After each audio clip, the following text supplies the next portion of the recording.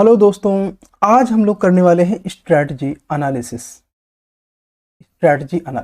But क्यों, why? लेकिन देखो, 2016 से एक खास ट्रेंड नोट किया गया था कि बहुत सारे टॉपर्स आके ये बोल रहे थे कि हाँ, कुछ मेन टेक्स्ट बुक्स हैं, 5-6 है ना, कुछ मेन टेक्स्ट बुक्स हैं 5 to 6। इसके अलावा कुछ सिलेक्टेड एनसीईआरटीज हैं, वो कर लो। एक न्यूज़पेपर फॉलो कर लो, द हिंदू, और आपका यूपीएससी प्री मेंस और इंटरव्यू सारी चीजें क्लियर हो जाएंगे। आज हम लोग प्री 2023 को, प्रीलिम 2023 को फोकस करते हुए एक डिटेल स्ट्रेटजी एनालिसिस करना चाहते हैं। क्यों करना चाहते हैं? बिकॉज 2019 के बाद कुछ खास चेंजेस हुए थे। 2019 के बाद से कुछ परिवर्तन हुए, और जिसके बाद करोल बाग में इंग्लिश मीडियम की कोचिंग और मुखर्जी नगर में हिंदी मीडियम की कोचिंग्स, इन सब ने एक चुप्पी साध ली। जितनी बड़ी बड़ी कोचिंग है ना, ये सब ने चुप्पी साध ली। किस प्रकार की चुप्पी साध ली?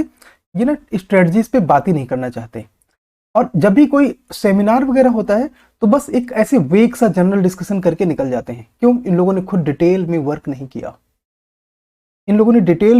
किया। और इसलिए जरूरी ये है कि हम इस पार्ट को ध्यान दें कि आज हम लोग स्ट्रेटजी एनालिसिस क्यों करने वाले हैं। अच्छा, मैं इसका एक प्रूफ दे सकता हूँ। ये जो बातें हो रही है ना, ये अपने आप में सफिशिएंट नहीं है। क्यों? यूपीएससी कट ऑफ आप बताओ 2016 से कहाँ चला गया? 2016 में यूपीएससी का कट ऑफ था 116 नंबर, और ये धीरे धीरे घटा है, ऐसा नहीं कि इकट्ठा घटा हो। फिर ये आता है 105 पर, 107 पर, है ना, फिर 98, 92, और अब जो हमारा बॉटम कट ऑफ है वो 87 2021 का है। 2022 में कट ऑफ और कम ना चला जाए जनरल कैंडिडेट के लिए। इसलिए ये जरूरी है कि चूंकि कट ऑफ कम हो रहा है, जो अपने आप में ये शो करता है, कम कट ऑफ ये शो करता है कि क्वालिफाई करने के लिए जो स्कोप है वो मैसिव है ना। अगर मान के चलिए कि कट ऑफ 200 आउट ऑफ 200 होता, जरा सोच के देखो, 200 आउट ऑफ 200 होता, मतलब ये कि आपकी ज्यादा करने के लिए बचा नहीं कुछ, आप सब कुछ करके इससे ज्यादा तो ला नहीं सकते। लेकिन कट ऑफ ना गिर रहा है 87, 2021 का कट ऑफ 87, और जितना कट ऑफ कम होता है, आप ये मान लीजिए कि तैयारी में आपके लिए विंडो उतना ज्यादा है, और प्रिपरेशन में आप उतना जो है ट्रेन मिस कर रहे हो, तो उसके पीछे स्कोप ज्यादा है। और मिस करने का पीछे रीजन ये है कि आप एग्जाम को पकड़ नहीं पा रहे, है ना। तो क्यों नहीं पकड़ पा रहे? वो सारे एनालिसिस के लिए एक आर&डी टीम बैठे, जिसके आधार पर हम लोगों ने ये फाइंड आउट करने की कोशिश करी कि क्या ये उतना इजी है। क्यों पुरानी स्ट्रेटजीज टॉपर जो आके बात करके चले जाते हैं, इवन वो टॉपर्स खुद भी श्योर नहीं होते। In many case I have seen कि जिनकी टॉप 10 रैंक आ चुकी है, वो भी ये बात बोलते हैं कि हाँ, अगर उनको दोबारा प्रीलिम देने को अगर मौका दिया जाए तो वो भी रिस्क में रहेंगे। सेकेंड रैंक अक्षय जैन ने बोले ना कि prelim is everything, now prelim ही सब कुछ हो गया है। क्यों? बिकॉज इस तरह के बहुत सारे लोग आते हैं और ये बोलते हैं कि हाँ, प्रीलिम अपने आप में बहुत ज्यादा क्वेकी एंड ट्रिकी हो गया है। तो उसके लिए हम एक डिटेल्ड स्ट्रेटजी पे आज बात करने वाले हैं। ये सभी हिंदी और इंग्लिश मीडियम के लोगों के लिए होगा। पहली बात तो ये ध्यान देंगे। क्यों? बिकॉज ऐसा नहीं है कि सिर्फ इंग्लिश मीडियम वालों के लिए मार्केट में कंटेंट की भरमार है, हिंदी मीडियम नहीं, तो कोई भी छूटेगा नहीं। ठीक है, हिंदी मीडियम का खास ख्याल रखा गया है, इसमें हिंदी मीडियम की चीजें भी होंगी। जो स्लाइड्स केवल इंग्लिश की हैं, वहां पे मैं डिस्कशन हिंदी में साथ में करता चलूंगा, तो आप लोग ये नोट करेंगे। ठीक है, आइए इसको शुरू करते हैं।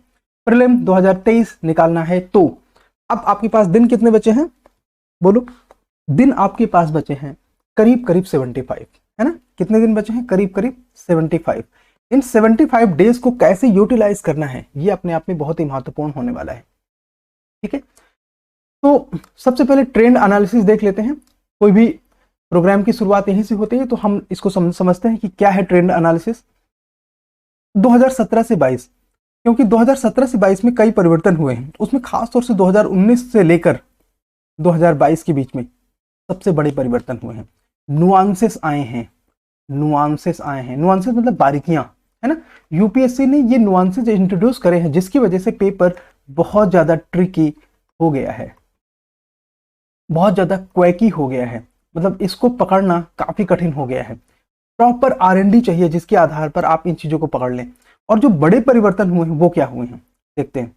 साइंस एंड टेक्नोलॉजी 16, 17, और ये जो नंबर ऑफ क्वेश्चन है ना, ये बढ़ते जा रहे हैं। IRMS के जुड़ जाने से इस बात का स्कोप है कि साइंस टेक में पॉसिबल है कि क्वेश्चन नंबर 20 से भी ज्यादा आना शुरू हो जाए। एनवायरनमेंट, जब से IFS और IAS का प्रीलिम्स एक साथ होने लगा है, तब से एनवायरनमेंट का वेट आप देखिए। आप तो बोलोगे कि हाँ, ये 16-17 क्वेश्चन तो पॉलिटी हिस्ट्री से आते हैं, आप उधर बात क्यों नहीं कर रहे हैं? बात आप साइंस टेक और एनवायरनमेंट से शुरू कर रहे हैं। रीजन है, क्या रीजन है? कि पॉलिटी का जितना सिलेबस अकेले है, ठीक है, उसको 2 से अगर भाग दे दो तो जितना सिलेबस बचा उतना एनवायरनमेंट और एनवायरनमेंट एंड साइंस टेक का मिला के भी नहीं है। मतलब लिटिल सिलेबस है, ये लिटिल सिलेबस है। आप लोग इसे कब पढ़ते हो, जरा ईमानदारी से बताओ। पॉलिटी के लिए लक्ष्मीकांत आप पूरे साल पढ़ते हो, 1 साल 2 साल 3 साल बराबर पढ़ते रहते हो। साइंस टेक आप पढ़ते ही तब हो जब प्रीलिम आ जाता है ना। आप में से बहुत सारे लोगों ने अभी भी साइंस टेक के लिए कोई स्ट्रेटजी नहीं बनाई कि किस तरह से पढ़ेंगे। वो एक कोचिंग की जो मैगजीन आती है वो उसके भरोसे बैठे हैं। कितने क्वेश्चन आप उसे सही कर लेंगे? 4 5 6, है ना। तो दिक्कत होगी। आपके डिस्ट्रीब्यूशन ऑफ टाइम में ही प्रॉब्लम है। फिर तो डिस्ट्रीब्यूशन ऑफ टाइम में ही प्रॉब्लम है। ये डिस्ट्रीब्यूशन ऑफ टाइम क्या होता क्या है? मतलब ये कि आपने एक नंबर को कितने आवर या डेज दे रखे हैं। 1 मार्क्स को आपने कितने डेज या आवर अलॉट करे हैं। आप पाओगे कि पॉलिटी के 0.1 नंबर को आप जितना नंबर अलॉट करते हो, है ना, हिस्ट्री में 0.1 नंबर को आप जितना अलॉट करते हो, या ज्योग्राफी में 0.1 मार्क्स को आप जितना अलॉट करते हो, उतना आप साइंस टेक में 10 मार्क्स को अलॉट नहीं करते। क्यों? ये डिस्पैरिटी तो आपकी साइड से शुरू हुई ना। तो सबसे पहले ये जरूरी है कि आप अपना डिस्ट्रीब्यूशन ऑफ टाइम ठीक करो।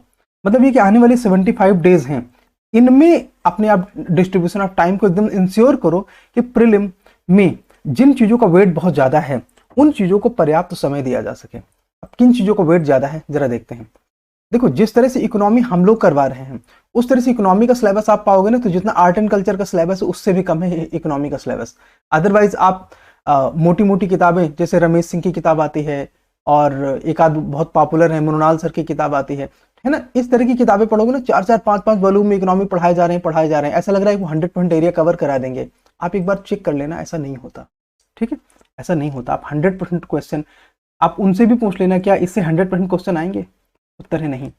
तो आप इकोनॉमी में मैक्सिमम क्वेश्चन कवर करने करो। हम लोग कितना है, ज्यादा से ज्यादा 250 पेज का मटेरियल देते हैं, जिसमें प्रीलिम के 10 ईयर के क्वेश्चन होते हैं, कुछ गवर्नमेंट और पब्लिक वेबसाइट्स के विजुअल्स होते हैं, और इसके आधार पर इकोनॉमी के लिए ज्यादा से ज्यादा आपको 200 पेज पढ़ने पड़ेंगे, जिसमें कि आपको 5 to 8 डेज ज्यादा से ज्यादा लगेंगे। अगर आपने पहले कभी पढ़ा है तो 4 to 5 डेज में कर लेंगे, अदरवाइज 8 to 10 डेज तक लग सकता है। वेटेज कितना है इकोनॉमी का? 20 मार्क्स, 21 मार्क्स, 19 मार्क्स, 22 मार्क्स। 2016 में 29 को ये सारे ये क्वेश्चन है ना, इतने क्वेश्चन है, मतलब 40 नंबर, 42 नंबर, 38 नंबर, 44 नंबर, यानी कि आप 2016 में देखोगे ना कितने कितने मार्क्स की आए थे? 58। 2016 के यहाँ पे लिखा नहीं, 58 मार्क्स अकेले इकोनॉमी से आए थे। मतलब कहने का ये कि अगर आप इकोनॉमी में थोड़ा सा टेंशन दे लो ना, आपकी क्वेश्चन की एक्यूरेसी बढ़ जाएगी, एक्यूरेसी बढ़ जाएगी। ठीक है। साइंस एंड टेक, एनवायरनमेंट, जरा देखो कितने क्वेश्चन हो गए टोटल। ये अपने आप में हो जाते हैं मोर देन 50 क्वेश्चन। ये 3 एरिया से मोर देन 50 क्वेश्चन आते हैं, और इसका सिलेबस तीनों को मिला लोगे ना तो भी लक्ष्मीकांत से कम है। मतलब इन तीनों का कलेक्टिवली सिलेबस लक्ष्मीकांत से कम है। 50 नंबर आपको चाहिए या नहीं, ये नहीं, ये आपकी चॉइस में है। तो क्या लक्ष्मीकांत नहीं पढ़ना चाहिए? बिल्कुल पढ़ना चाहिए।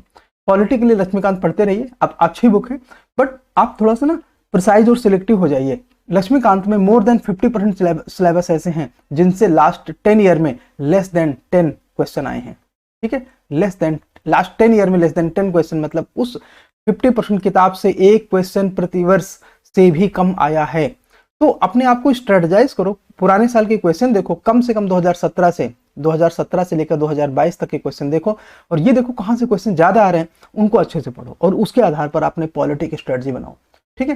साथ में IR के लिए IR का करंट अफेयर्स फॉलो कर लो।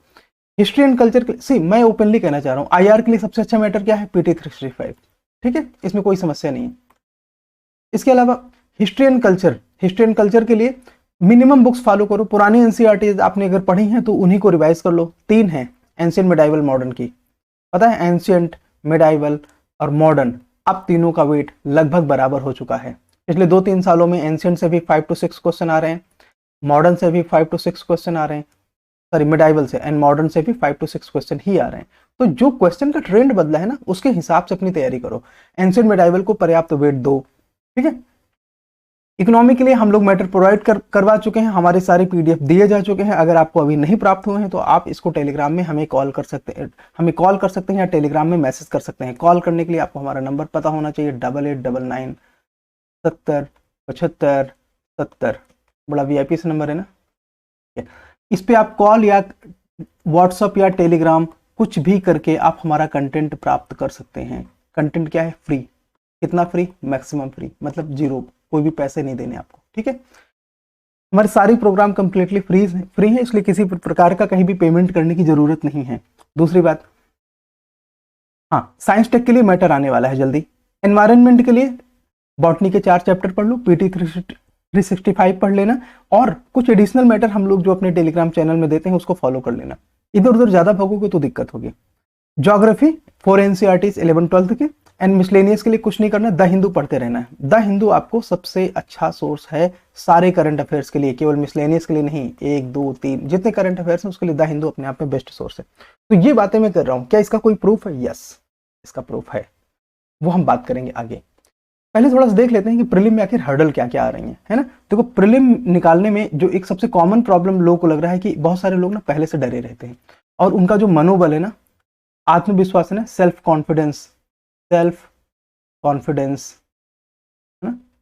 कॉन्फिडेंस बड़ा डाउन रहता है। तो उसको अप रखना है, ऐसे नहीं काम चलेगा।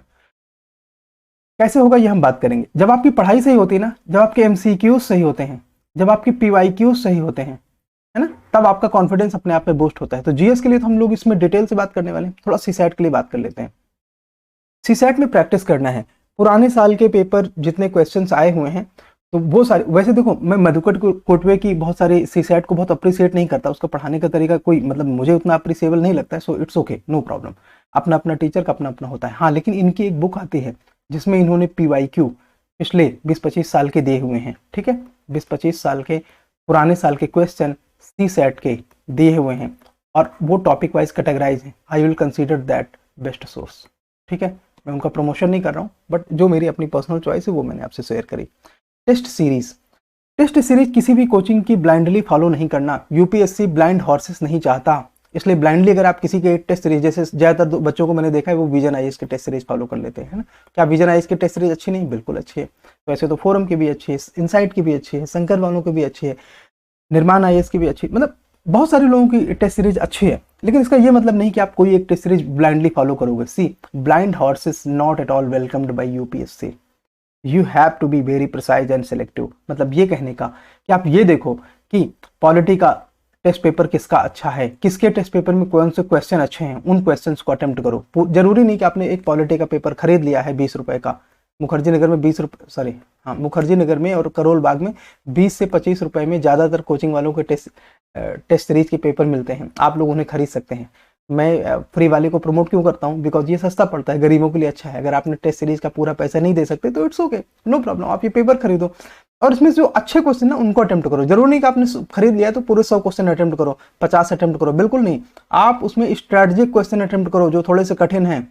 सब क्वेश्चन अटेम्प्ट करने हैं तो केवल पीवाईक्यू पिछले 20-25 सालों के यूपीएससी जीएस में आए हुए और सीसैट में आए हुए क्वेश्चंस को सॉल्व करना है, पीवाईक्यू। अगर आपको ऑल इन ऑल सॉल्व करना है तो पुराने साल के यूपीएससी के क्वेश्चन सॉल्व करना है। थोड़ा सीडीएस, एपीएफओ, सीएपीएफ और यूपीएससी जो दूसरे एग्जाम कराते हैं आप उनके भी क्वेश्चन कर सकते हैं, वो अपने आप में सही आइडिया है। लेकिन टेस्ट सीरीज के पेपर आप मान के चलिए बहुत एवरेज लोग हैं इनके पास जो क्वेश्चन बनाते हैं, बहुत एवरेज लोग हैं जो क्वेश्चन बनाते हैं। इसलिए अगर आप पूरे क्वेश्चन में अपनी एनर्जी खराब करोगे ना तो आपकी एनर्जी कभी सिलेक्शन के लिए नहीं जाएगी, उसमें डेविएशन बहुत ज़्यादा होगा। जिस तरह से क्वेश्चन बनाने वाले के डेविएशन है वो डायरेक्टली आपकी प्रिपरेशन में डेविएट करेंगे चीज़ों को। बहुत सारी चीज़ें, वो द हिंदू से कहीं भी लाइनें उठा के डाल दिया, उसको उन्होंने क्वेश्चन मान लिया। लक्ष्मीकांत से कहीं भी उठा के या स्पेक्ट्रम से उठा के कहीं भी लाइनें डाल दिया, उसको वो क्वेश्चन मानते हैं। यूपीएससी इतना ब्लाइंड नहीं है, यूपीएससी बहुत ही एनालिटिकल है। अगर वो एक क्वेश्चन आपको देता है, देयर इज रीजन। क्या है? कारण है।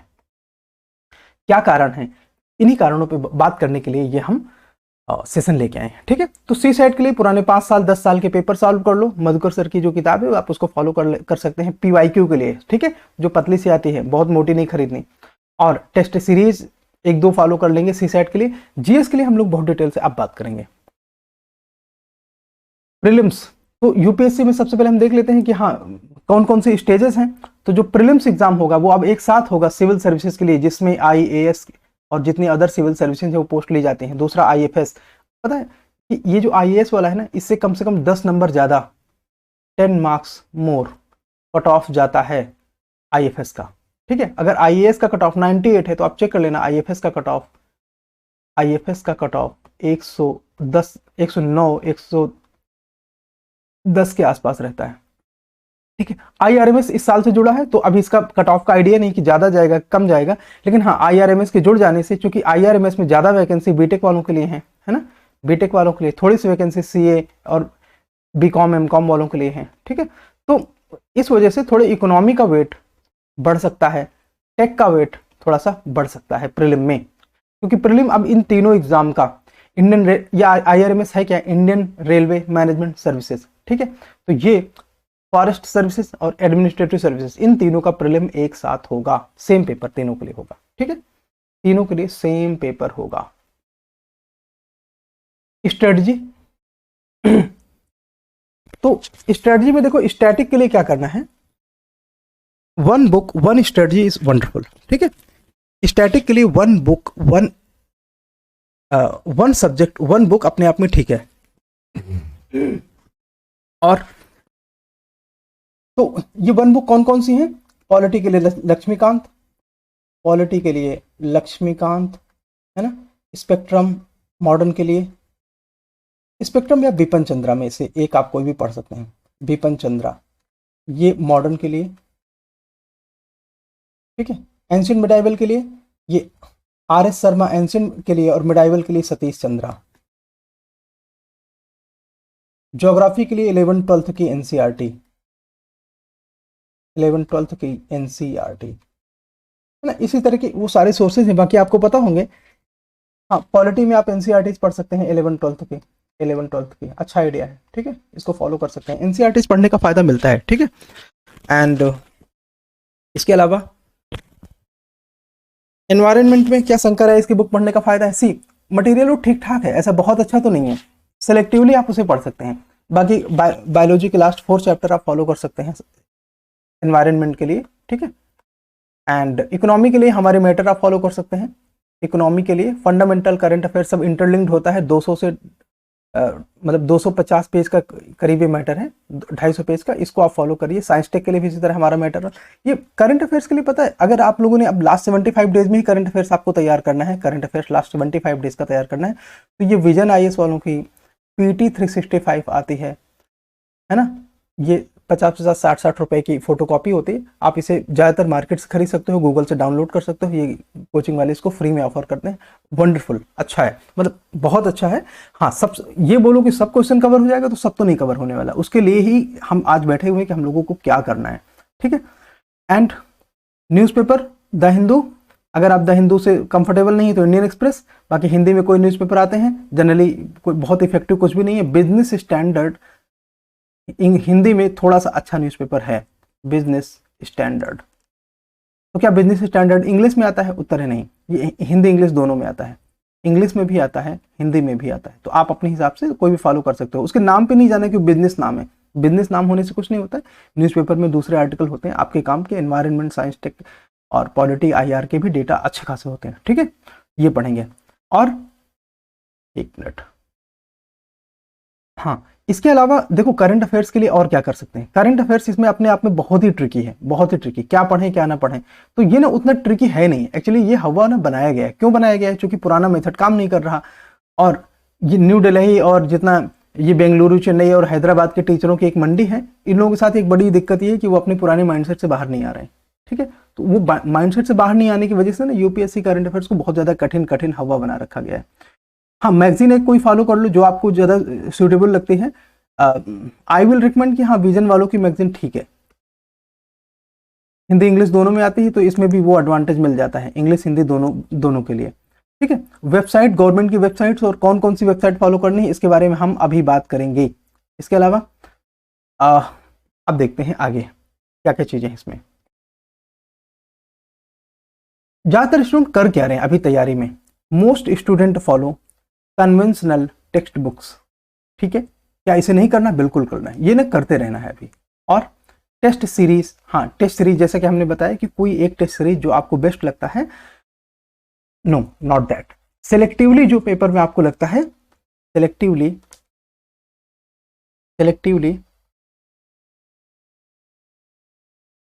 मान लीजिए कि आपको पॉलिटी में विजन वालों का मैटर अच्छा लगता है तो आप उसे विजन वालों का फॉलो कर लो।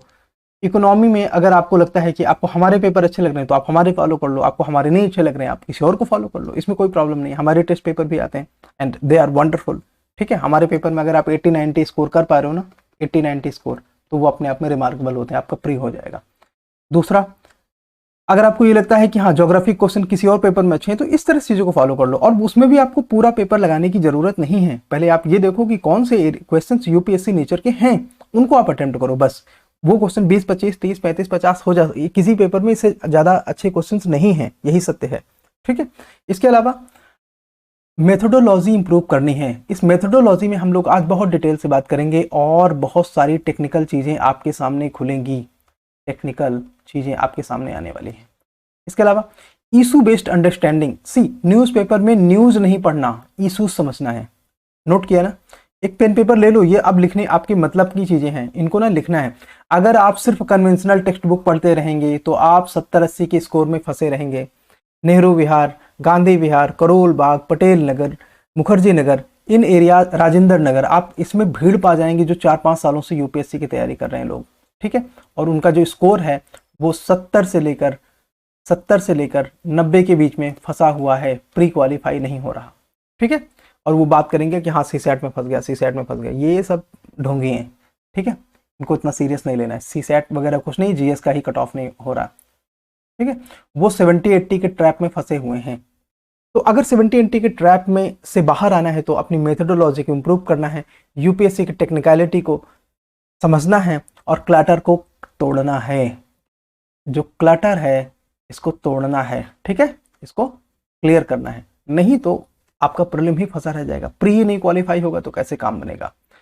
बाकी आपकी तैयारी मेंस की बहुत अच्छी है, इंटरव्यू की बहुत अच्छी है, वो मैंने सुना है। ठीक है, तो उसे अभी फिलहाल के लिए बैग में पैक करके रख देते हैं, अभी प्री की तैयारी में ध्यान देते हैं। फ्यूअर एरियाज ऑफ सिलेबस, देखो यहाँ से अब आपकी काम की चीजें हैं, इनको आप ना केवल सुनते चलो। अगर आप केवल सुन रहे हो इट्स ओके, नो प्रॉब्लम, लेकिन अगर आप थोड़ी थोड़ी चीज लिख लोगे ना तो आपको ज्यादा पक्के तौर से याद रहेगा जब आप तैयारी करोगे। जैसे कि मैंने इसमें बोला ना कि फ्यूअर एरियाज हैं सिलेबस के जहां से ज्यादा क्वेश्चन पूछे जा रहे हैं। ठीक है, इसमें जो लास्ट 10 ईयर का ऑब्जर्वेशन है, लास्ट 10 ईयर का है ना, लास्ट 10 ईयर का ऑब्जर्वेशन ये कहता है कि 70% क्वेश्चन 30% एरिया से, 30% सिलेबस से आ रहे हैं। उन सिलेबस को कैसे पकड़ा जाए तो उसके लिए है इशू अंडरस्टैंडिंग, और बात करेंगे किससे, करंट अफेयर से। ठीक है, rising reliance on technical and scientific areas, देखो इवन जैसे साइंटिफिक एरियाज की हम बात करते हैं तो नॉर्मली आपके दिमाग में आता होगा साइंस एंड टेक, है ना, एनवायरनमेंट। तो यहां से साइंस के साइंटिफिक क्वेश्चन की जो संख्या है ना वो 25 से 30, और in some cases it is up to 35 question तक आते हैं, है ना। 2020-21 का पेपर उठा के देख लीजिए, 35 क्वेश्चन साइंस टेक और एनवायरनमेंट की मिला के आए हैं। आप चाहे 20 का 21 का किसी भी साल के चेक कर लीजिए, 21 में 36 हैं और 20 में 35 हैं। 22 में चेक करेंगे तो भी ये मोर देन 35 हैं। 2022 में भी more than 35 question science tech and environment से हैं। ठीक है, तो अब आप सोचो कि अगर आप कुछ 3-4 किताबों में ही पूरा साल अपना व्यतीत कर देते हो तो आपका प्रीलिम कैसे होगा, है ना। आप 35 to 40 क्वेश्चंस में हमेशा रिस्क में रहेंगे। अच्छा, जो पॉलिटी है, इकोनॉमी है, हिस्ट्री एंड ज्योग्राफी है, वहां भी 25 से 30 क्वेश्चन कैसे आ रहे हैं, बहुत ही टेक्निकल। मतलब इन सब्जेक्ट में भी टेक्निकल क्वेश्चन आ रहे हैं, सीधे सीधे क्वेश्चन नहीं होते, केवल अप्लाइड बेस्ड भी नहीं होते, केवल फीचर बेस्ड भी नहीं होते, केवल डेफिनेशन बेस्ड भी नहीं होते, है ना। उनमें टेक्निकलिटी आ रही है, और टेक्निकलिटी कैसी है उसके लिए हम लोग पुराने साल की कुछ क्वेश्चंस देखेंगे। 2022 के मेन ज्यादा क्वेश्चन देखेंगे, कुछ क्वेश्चन 2021 और 2020 तथा 2019 के पेपर से भी लिए गए हैं, आपको ये समझने के लिए कि आपकी तैयारी में ना क्या डेप्थ लानी है। ठीक है, ऑर्डिनरी रीडिंग से काम नहीं चलेगा। पेपर हैज 2 साइड्स, बहुत इंपॉर्टेंट, पेपर हैज 2 साइड्स। एक तो ये कि डायरेक्ट रेफरेंसेस हैं, डायरेक्ट रेफरेंसेस हैं जहां से 35 से 45 क्वेश्चन अभी भी आते हैं। एक मिनट, डायरेक्ट रेफरेंसेस हैं जहां से 35 से 45 क्वेश्चन अभी भी आ रहे हैं। यहां शुरू शुरू करते हैं जी। 35 से 45 क्वेश्चन अपने आप आते हैं, लेकिन प्रॉब्लम ये आती है ना कि जितने भी डायरेक्ट रेफरेंसेस हैं वहां पे ऑल इन ऑल डेटा आप याद तो नहीं कर सकते ना। ऑल इन ऑल डेटा आप याद तो नहीं कर सकते, you can not memorize everything. तो इस वजह से वहां पे भी 35 से 45 क्वेश्चन आने के बावजूद भी आपका स्कोर उसमें से 25 से 35 के बीच में रह जाता है क्वेश्चन। ठीक है, ये हम क्वेश्चन की बात कर रहे हैं, और इसीलिए ज्यादातर बच्चे जो है वो इस एरिया में 50 नंबर से 60 नंबर के बीच में फंसे रहते हैं। ठीक है, और उनका जो नेट स्कोर यूपीएससी प्री में आता है वो 70 से 90 के बीच में रह जाता है। ठीक है, किसी किसी का गलती से प्रीलिम निकल जाता है, बट उनको पता होता है कि अगली बार उनको प्रीलिम निकलेगा कि नहीं निकलेगा, इस बात की वो श्योरिटी उनके पास नहीं है, इस बात का उनको सेल्फ कॉन्फिडेंस नहीं है कि अगली बार उनका प्रीलिम निकलेगा कि नहीं। ठीक है, क्यों? क्योंकि प्रिपरेशन में ना गैप्स हैं, और वो गैप्स ये है कि डायरेक्ट रेफरेंसेस तो सबको पता है, आज की डेट में सबको पता है कि कौन कौन से मेन रेफरेंसेस हैं, बट इसके बावजूद ही, इसके बाद ही असली खेल शुरू होता है। ठीक है, और उसके लिए हमको समझने की जरूरत है कि हिडन एरियाज कौन से हैं और न्यूली एक्सप्लोर्ड एरियाज कौन से हैं। देखो, हिडन का मतलब है कि वो जो छुपे हुए, मतलब वो आपके सिलेबस का हिस्सा है, सिलेबस का हिस्सा है। ठीक है, सिलेबस का हिस्सा है, बट फिर भी आप उसे सीधे सीधे पकड़ नहीं पा रहे। और उसी सिलेबस से जो यूपीएससी का सिलेबस है ना, जो यूपीएससी का सिलेबस है, उसी सिलेबस से 55 से 65 क्वेश्चन वैसे आते हैं जिनको आइडेंटिफाई करना और एक्सप्लोर कर पाना कठिन है।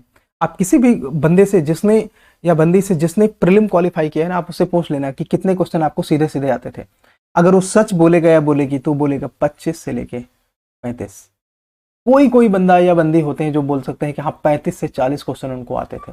ठीक है, बाकी क्वेश्चंस में उन्होंने स्मार्ट गेसिंग करी है, और वो स्मार्ट गेसिंग कहाँ से आती है उनके लिए, और हिडन एरियाज कौन से हैं उनके लिए, उन हिडन एरियाज को कैसे एक्सप्लोर करें। एक्सप्लोर करने का मतलब ये है कि कैसे उसको आइडेंटिफाई करें और उसको कैसे टैकल करें, कैसे उन चीज़ों पे अपनी तैयारी मजबूत करें, सो दैट कि आपकी तैयारी सिर्फ 35 से 45 क्वेश्चन की ना होके कम से कम 80 प्लस क्वेश्चन के लिए तैयारी हो, 80 प्लस क्वेश्चन में आप आंसर अटेम्प्ट करने के कैपेबल हों। जब आप ऐसा कर पाएंगे तभी यूपीएससी का कट ऑफ बढ़ेगा, तभी यूपीएससी का कट ऑफ बढ़ेगा। अब आप सोच रहे हो क्या मैं कट ऑफ बढ़ाने के लिए? नहीं, अगर आप कट ऑफ में 120, 130 ऐसे मार्क्स जीएस प्रीलिम्स में लाओगे ना तो कट ऑफ अपने आप बढ़ जाएगा। हाँ, तो अगर आपने वही 90-100 वाली स्ट्रेटजी फॉलो कर ली तो आप एक बात मान के चलना कि अगर कट ऑफ बढ़ा तो आपका सिलेक्शन नहीं होगा फिर। और 2023 में वैकेंसी कितनी है? 1105। ऐसी कंडीशन में कट ऑफ बढ़ने की पॉसिबिलिटी है। ठीक है, इसलिए अपनी तैयारी को थोड़ा सा शार्प करेंगे। शार्प कैसे करेंगे उसके लिए हम लेके आए हैं 13 पॉइंट प्रिंसिपल। 13 पॉइंट प्रिंसिपल के आधार पर हम लोग देखेंगे कि क्वेश्चन का नेचर, देखो हम इनको ना हल्का हल्का अभी एलेबोरेट कर लेते हैं और फिर क्वेश्चन के माध्यम से समझेंगे कि आखिर ये प्रिंसिपल है क्या, इनमें सच में वो सच्चाई है कि नहीं जिसके बारे में मैं आपसे बात कर रहा हूं, या मुखर्जी नगर और करोल बाग की बड़ी बड़ी कोचिंगों की तरह का ये मामूली सा भाषण है। ठीक है, तो ये जज करने का आपको पूरा अधिकार है, लेकिन वो करने के लिए आपको पहले ये वाला प्रेजेंटेशन पूरा देख लेना चाहिए। ठीक है, तो अप्लाइड नेचर तो आपको पता ही है कि हाँ अप्लाइड नेचर होते हैं। किस प्रकार से अप्लाइड नेचर होते हैं? फैक्ट्स एंड कॉन्सेप्ट को किस प्रकार से अप्लाई किया जाता है, तो इससे संबंधित हम लोग क्वेश्चन देखेंगे। ये डोमिनेंट पार्ट ना हिडन रहता है इस पेपर में, कि कैसे कोई भी चीज छिपी हुई है क्वेश्चन के अंदर में। ठीक है, वो उसका अट्रीब्यूट हो सकता है। अट्रीब्यूट का मतलब होता है क्वालिटी या गुण, वो उसका अट्रीब्यूट हो सकता है। किसका अट्रीब्यूट? उस कॉन्सेप्ट का। ठीक है, तो जिसकी वजह से वो चीज ना छिपी होती है, अगर आप उसे पकड़ लोगे तो आप ये पा जाओगे कि क्वेश्चन में बाकी सारी चीजें आसान थी, लेकिन हम लोग ना जो स्टेटमेंट्स को हम जानते हैं, पहचानते हैं, उन्हीं के आधार पर सही करने में तुल जाते हैं, उसके अट्रीब्यूट्स को नहीं जानते कि क्वेश्चन बनाया क्यों गया है। अगर हमने ये बात पकड़ना सीख लिया ना तो हम चीजों को आसानी से कर सकते हैं। ठीक है, एंड क्वेश्चन है डुअल नेचर। कैसे? इसमें ब्लेंड होता है करंट अफेयर्स और स्टैटिक सेक्शन, और ये जो करंट अफेयर्स है ना वहीं पे ये अट्रीब्यूट छुपा होता है, जिसके आधार पर स्टैटिक सेक्शन से क्वेश्चन बनाया जाता है। हम लोग इसको क्वेश्चन के माध्यम से भी देखने वाले हैं। Preference have been given to scientific and technical areas, इसके बारे में हम बात कर चुके हैं। More focus to impactful changes and dynamism, देखो न्यूज में आपको न्यूज रीडिंग नहीं करने की, आपको आपके पास द हिंदू आ गया तो ईच एंड एवरीथिंग आप पढ़ोगे, नो। एक तो ये देखना है कि इशू क्या है, इशू क्या है, ठीक है, और इम्पैक्टफुल चीजें क्या हो रही हैं। तो ये चीज भी हम क्वेश्चन के माध्यम से ही समझेंगे कि सोसाइटी, जैसे आपको पता है ना कि टेक्नोलॉजी में अक्सर वो टेक्नोलॉजी पूछी जाती है। देखो टेक्नोलॉजी में जितनी न्यूली एक्सप्लोर्ड टेक्नोलॉजी है, नई नई टेक्नोलॉजी जो खोजी गई हैं, है ना, बनाई गई हैं, उनसे तो क्वेश्चन आता ही है। क्यों? उनका इम्पैक्ट सोसाइटी में बहुत ज़्यादा है। जैसे कि 3D printing, internet of thing, artificial intelligence, machine learning, ठीक है। इसके अलावा जेनेटिक्स में जितनी भी नई चीज़ें इमर्ज हुई हैं, वो सारी चीज़ों पे क्वेश्चन पूछे जा चुके हैं। तो उसके पीछे रीजन यही है कि टेक्नोलॉजी का समाज में बहुत ज़्यादा इम्पैक्ट होता है, बहुत ज़्यादा इम्पैक्ट होता है। UPSC has displayed a shift from what to why. बहुत इंपॉर्टेंट।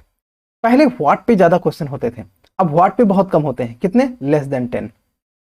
और व्हाई पे मोर देन 70, ठीक है। व्हाई पे मोर देन 70, व्हाट पे लेस देन 10।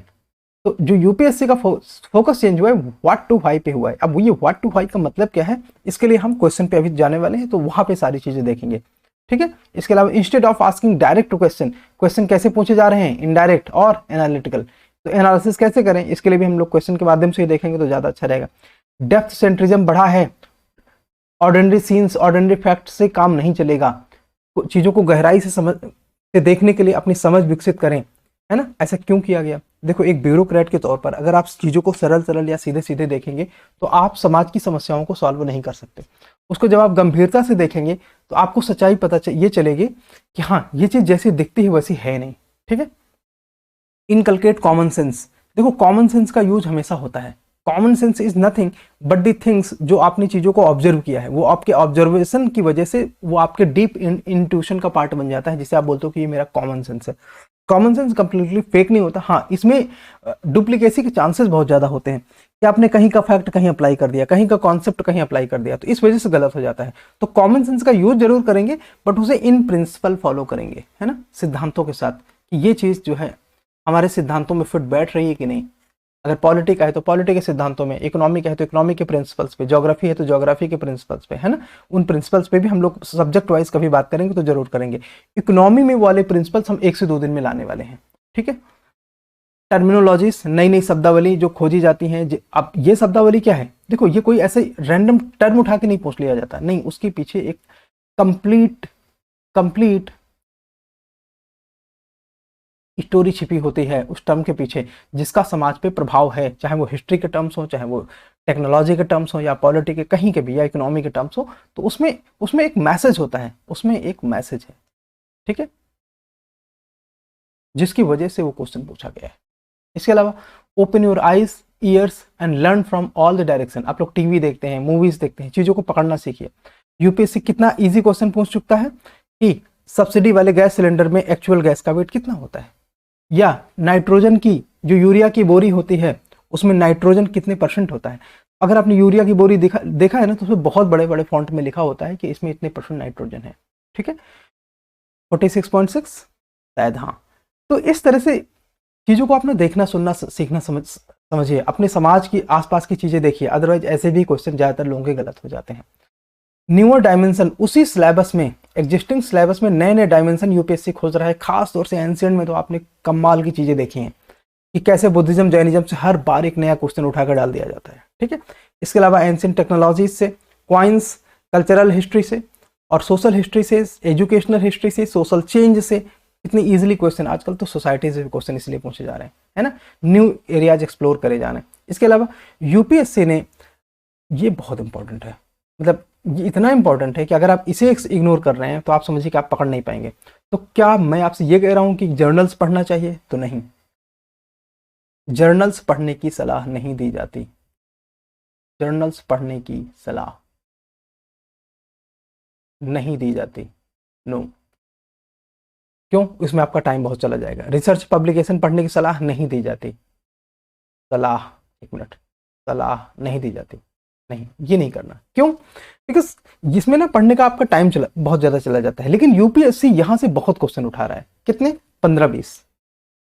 यूपीएससी यहां से, ये 13 पॉइंट पे थोड़ा फिक्स करो, 15 से 20 क्वेश्चन यहां से उठा रहा है। ये काम किसका है? ये काम उन कोचिंग्स का है जिनको आपने ढेर सारे पैसे दिए हैं। ठीक है, देखो स्ट्रेट बोलना जरूरी है। अगर आप स्ट्रेट सुनोगे नहीं तो आपको पता नहीं चलेगा कि आपकी लाइफ में क्या गड़बड़ चल रहा है। कि जिन जिन जिन कोचिंग इंस्टीट्यूशंस को आप ढेर सारे आपने पैसे दिए ना, भले वो पिछले के सालों में दिए, उनसे जाओ बोलो कि जर्नल्स पढ़ो, इसके हिसाब से डेटा तैयार करो और वो मैटर आपको फ्री में दिए जाएं, आपका राइट है। ठीक है, इसके अलावा अब हम एक एक पॉइंट को जरा डिटेल में देखते हैं कैसे अप्लाइड नेचर वाले क्वेश्चंस बढ़े हैं। ठीक है, तो पहला इसमें हम लोग जो पॉइंट कवर कर रहे हैं 13 पॉइंट प्रिंसिपल में, वो अप्लाइड नेचर का क्वेश्चन है। जैसे देखते हैं, एक क्वेश्चन पूछा गया कि if the rain forest and tropical forest are the lungs of earth, the surely wetland function as a kidney. ये किडनी की बात कर रहा है ना। Which one of the following function of wetland best reflect the above statement. मतलब ये कि यदि वर्षावन, हिंदी में पढ़ लेते हैं, यदि वर्षावन, आप मेरे साथ ना अपनी जो भी आपकी कंफर्टेबल लैंग्वेज हो उसमें ये पेपर साथ में पढ़ते चलो, ठीक है, तो उसमें हम लोग का समय बचेगा। यदि वर्षा, हम लोग इसमें क्वेश्चन नहीं सॉल्व करेंगे, बस ये देखेंगे कि वो टेक्निकलिटीज कौन सी हैं जिनको आइडेंटिफाई करना जरूरी है, जिसके आधार पर आप आने वाले एग्जाम में 70 से 80 क्वेश्चन की दावेदारी कर सको कि हाँ मैं 70 से 80 क्वेश्चन को कॉन्फिडेंटली अटेम्प्ट कर सकता हूँ या कर सकती हूँ। जब तक आपकी एक्यूरेसी मोर देन 70% नहीं रहेगी, प्रीलिम में कोई गारंटी नहीं है। अब ये बात भी देख लो कैसे, कि जैसे मान लीजिए आपने 90 क्वेश्चन अटेम्प्ट करे, ठीक है, आपकी एक्यूरेसी केवल 60% है, मतलब 90 का 60% हुआ। ये थोड़ा डिस्कस करना जरूरी है, सॉरी, लेकिन मैं 1 मिनट यहाँ पे लूंगा तभी इस क्वेश्चन पे आगे बढ़ूंगा, बिकॉज ये वाला पार्ट ना बहुत सारे लोगों का गड़बड़ है, वो अपनी अपनी एक अलग ही एनालॉजी में जी रहे हैं, तो वैसा नहीं करना। सॉरी है, केवल 1 मिनट लूंगा यहाँ पे, ठीक है। जैसे कि मान लीजिए आपने 90 क्वेश्चन अटेम्प्ट करे, इस 90 में मान लीजिए आपकी एक्यूरेसी है 60%, है ना, आपकी एक्यूरेसी 60% है, तो कितने 54 क्वेश्चन आपके सही हुए, गलत कितने हो गए 36। अब देखो 36 क्वेश्चन, एक सेकंड, 54 सही है, 36 गलत है। 36 गलत का मतलब है 12 इसमें से और कम कर दो, 12 और कम कर दो, 12 कितने बचे 44, मतलब आपका स्कोर कितना आएगा 88, है ना। क्या प्री होगा? मोस्ट प्रोबेबली नॉट, ठीक है, मोस्ट प्रोबेबली नहीं, 88 में नहीं होगा। तो 60% एक्यूरेसी में क्या किसी का प्री हो सकता है? मान लीजिए किसी ने ज्यादा से ज्यादा वो क्या कर सकता है, ज्यादातर लोग तो 90 भी नहीं अटेम्प्ट करते, उससे भी कम अटेम्प्ट करते हैं, लेकिन अगर किसी ने 100 अटेम्प्ट करे, 60% सही होने का मतलब 60 क्वेश्चन सही हैं, गलत कितने हैं 40 के अगेंस्ट में आपके 13.33 माइनस हो जाएंगे, ठीक है, कितना बचेगा 46 के आसपास, हाँ 46.66, मतलब ये स्कोर आपका कितना हो गया 93 के आसपास, ठीक है, ये आपका 93 के आसपास स्कोर हो गया। प्री निकलेगा क्या? अगर 2021 के बराबर कट ऑफ चला गया तो निकल जाएगा, अदरवाइज मोस्ट प्रोबेबली 2023 के लिए मैं आपको बता रहा हूं, मोस्ट प्रोबेबली नॉट, मतलब इसमें से प्री नहीं निकलेगा, मेरे हिसाब से तो नहीं निकलेगा। 93 बहुत कम कट ऑफ होता है, कभी कभी होता है कि हाँ इससे कम कट ऑफ जाए, 21-22 में गया। अनफॉर्चुनेटली बच्चे अब तैयारी कर रहे हैं, बहुत ज़्यादा हार्डवर्क कर रहे हैं, तो इस वजह से कट ऑफ के बढ़ने की चांसेस बहुत ज़्यादा हैं, ठीक है। तो अपनी तैयारी ये 80-90 वाली बंद करो। मतलब ये कहने का कि 60% एक्यूरेसी में नहीं होगा, 60% के ऊपर की एक्यूरेसी मैटर करती है। अगर आप बोलो कि 65% एक्यूरेसी में होगा, हो भी सकता है, नहीं भी, लेकिन जब भी आप अपनी एक्यूरेसी 70% में रखते हो तो आपको एग्जाम से कोई बाहर नहीं कर सकता, ठीक है। 70% एक्यूरेसी एक बार चेक कर लेते हैं, इसके बाद इस सेशन को आगे बढ़ाते हैं और देखते हैं कि आप इसमें से क्या क्या सीख सकते हैं, आपकी सीखने के लिए इसमें से क्या क्या चीजें हैं। मान लीजिए किसी की एक्यूरेसी 70% है, अब आपको ये भी पता है कि ना आपने 90 भी नहीं अटेम्प्ट करते, आप तो 80-85 अटेम्प्ट करते हो। जरा एक बार हम 90 फिर से मान के चलते हैं, मान लीजिए आपने 90 अटेम्प्ट करे, 70% एक्यूरेसी का मतलब है आपके 63 सही हैं, 27 गलत हैं। 27 गलत के अगेंस्ट में कितना कम होगा, 9 कम हो जाएंगे, ठीक है। तो इसमें से 9 कम कर दो, कितना आया 56 नहीं 54 स्कोर कितना हो गया 108 नंबर आपके प्री में छप के आएंगे आपके मार्कशीट में। प्री होने के चांस हैं काफी ज्यादा, ठीक है। अगर आप 100 अटेम्प्ट करते हो, मान लीजिए आप 100, कोई मैक्सिमम 100 अटेम्प्ट करता है, 70 सही हैं, ठीक है, और 30 गलत हैं, यानी कि 10 कम हो जाएंगे, 10 माइनस कर देते हैं, कितना आया स्कोर ये 70 में 10 माइनस करो 60, स्कोर कितना बनेगा 120, मतलब सेफली आपका प्री हो जाएगा।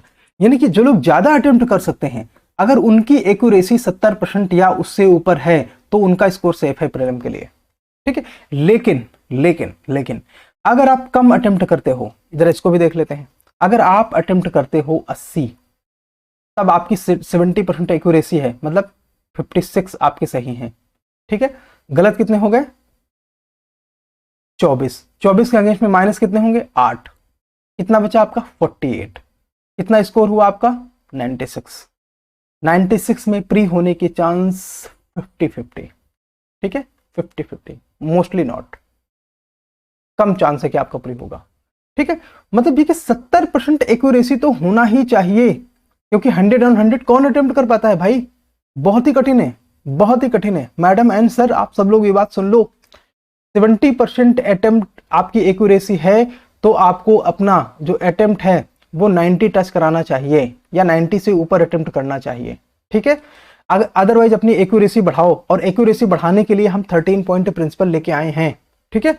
एक्यूरेसी बढ़ाने के लिए हम लोग क्या लेके आए हैं 13 पॉइंट प्रिंसिपल, और 13 पॉइंट प्रिंसिपल के आधार पर आप अपनी एक्यूरेसी को 70-80% ला के रख सकते हो। यही बात मैं थोड़ी देर से कर रहा हूं ना। अब आप ये तो समझ गए ना, मेरी बात पे यकीन तो हो गया मैथमेटिकली, इसलिए मैंने इस बात को प्रूव किया कि 70-80% एक्यूरेसी होना जरूरी है। अगर आपकी एक्यूरेसी 70-80% नहीं है, क्योंकि आप ना तो 100% अटेम्प्ट करोगे, 100% अटेम्प्ट कर रहे हो तब तो 70% एक्यूरेसी वेरी गुड है ना, नहीं तो आपको 70 से ज्यादा 80% तक अपनी एक्यूरेसी ले जानी चाहिए, तब जाके आप ये सेफली प्रीलिम क्वालिफाई कर पाओगे। क्यों? क्योंकि आप तो अटेम्प्ट करते हो, ज्यादातर बच्चे, मैं आपको बता दूं, ज्यादातर बच्चे जो अटेम्प्ट करते हैं वो 80 से 90 के बीच में अटेम्प्ट करते हैं, है ना। जो थोड़ी बहुत तुक्केबाजी कर लेते हैं वो 85 से 90 अटेम्प्ट करते हैं, जो कम तुक्केबाजी करते हैं वो 80 से 85 के बीच में ही अटेम्प्ट करते हैं। मतलब ये कि एक्यूरेसी जो आपकी होनी चाहिए वो मोर देन 70% होना जरूरी है प्री का कट ऑफ केवल टच करने के लिए, ठीक है। प्री का कट ऑफ केवल टच करने के लिए,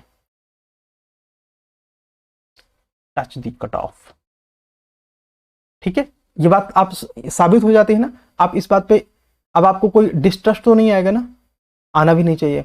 अब हम देख लेते हैं कि किस तरह से आप अपनी तैयारी में ये एक्यूरेसी ला सकते हो, जिसके लिए हम 13 पॉइंट प्रिंसिपल पे बात कर रहे हैं। और उसमें हमारा जो सबसे पहला पॉइंट है वो ये है कि अप्लाइड नेचर किस तरह आया है। तो अब ये क्वेश्चन हम लोग हिंदी में देखते हैं। एक काम करता हूं, मैं हिंदी में क्वेश्चन पढ़ता हूं, इंग्लिश वाले आप अपना पढ़ लो, क्योंकि हमारी ज्यादा ऑडियंस अभी हिंदी की है, ठीक है।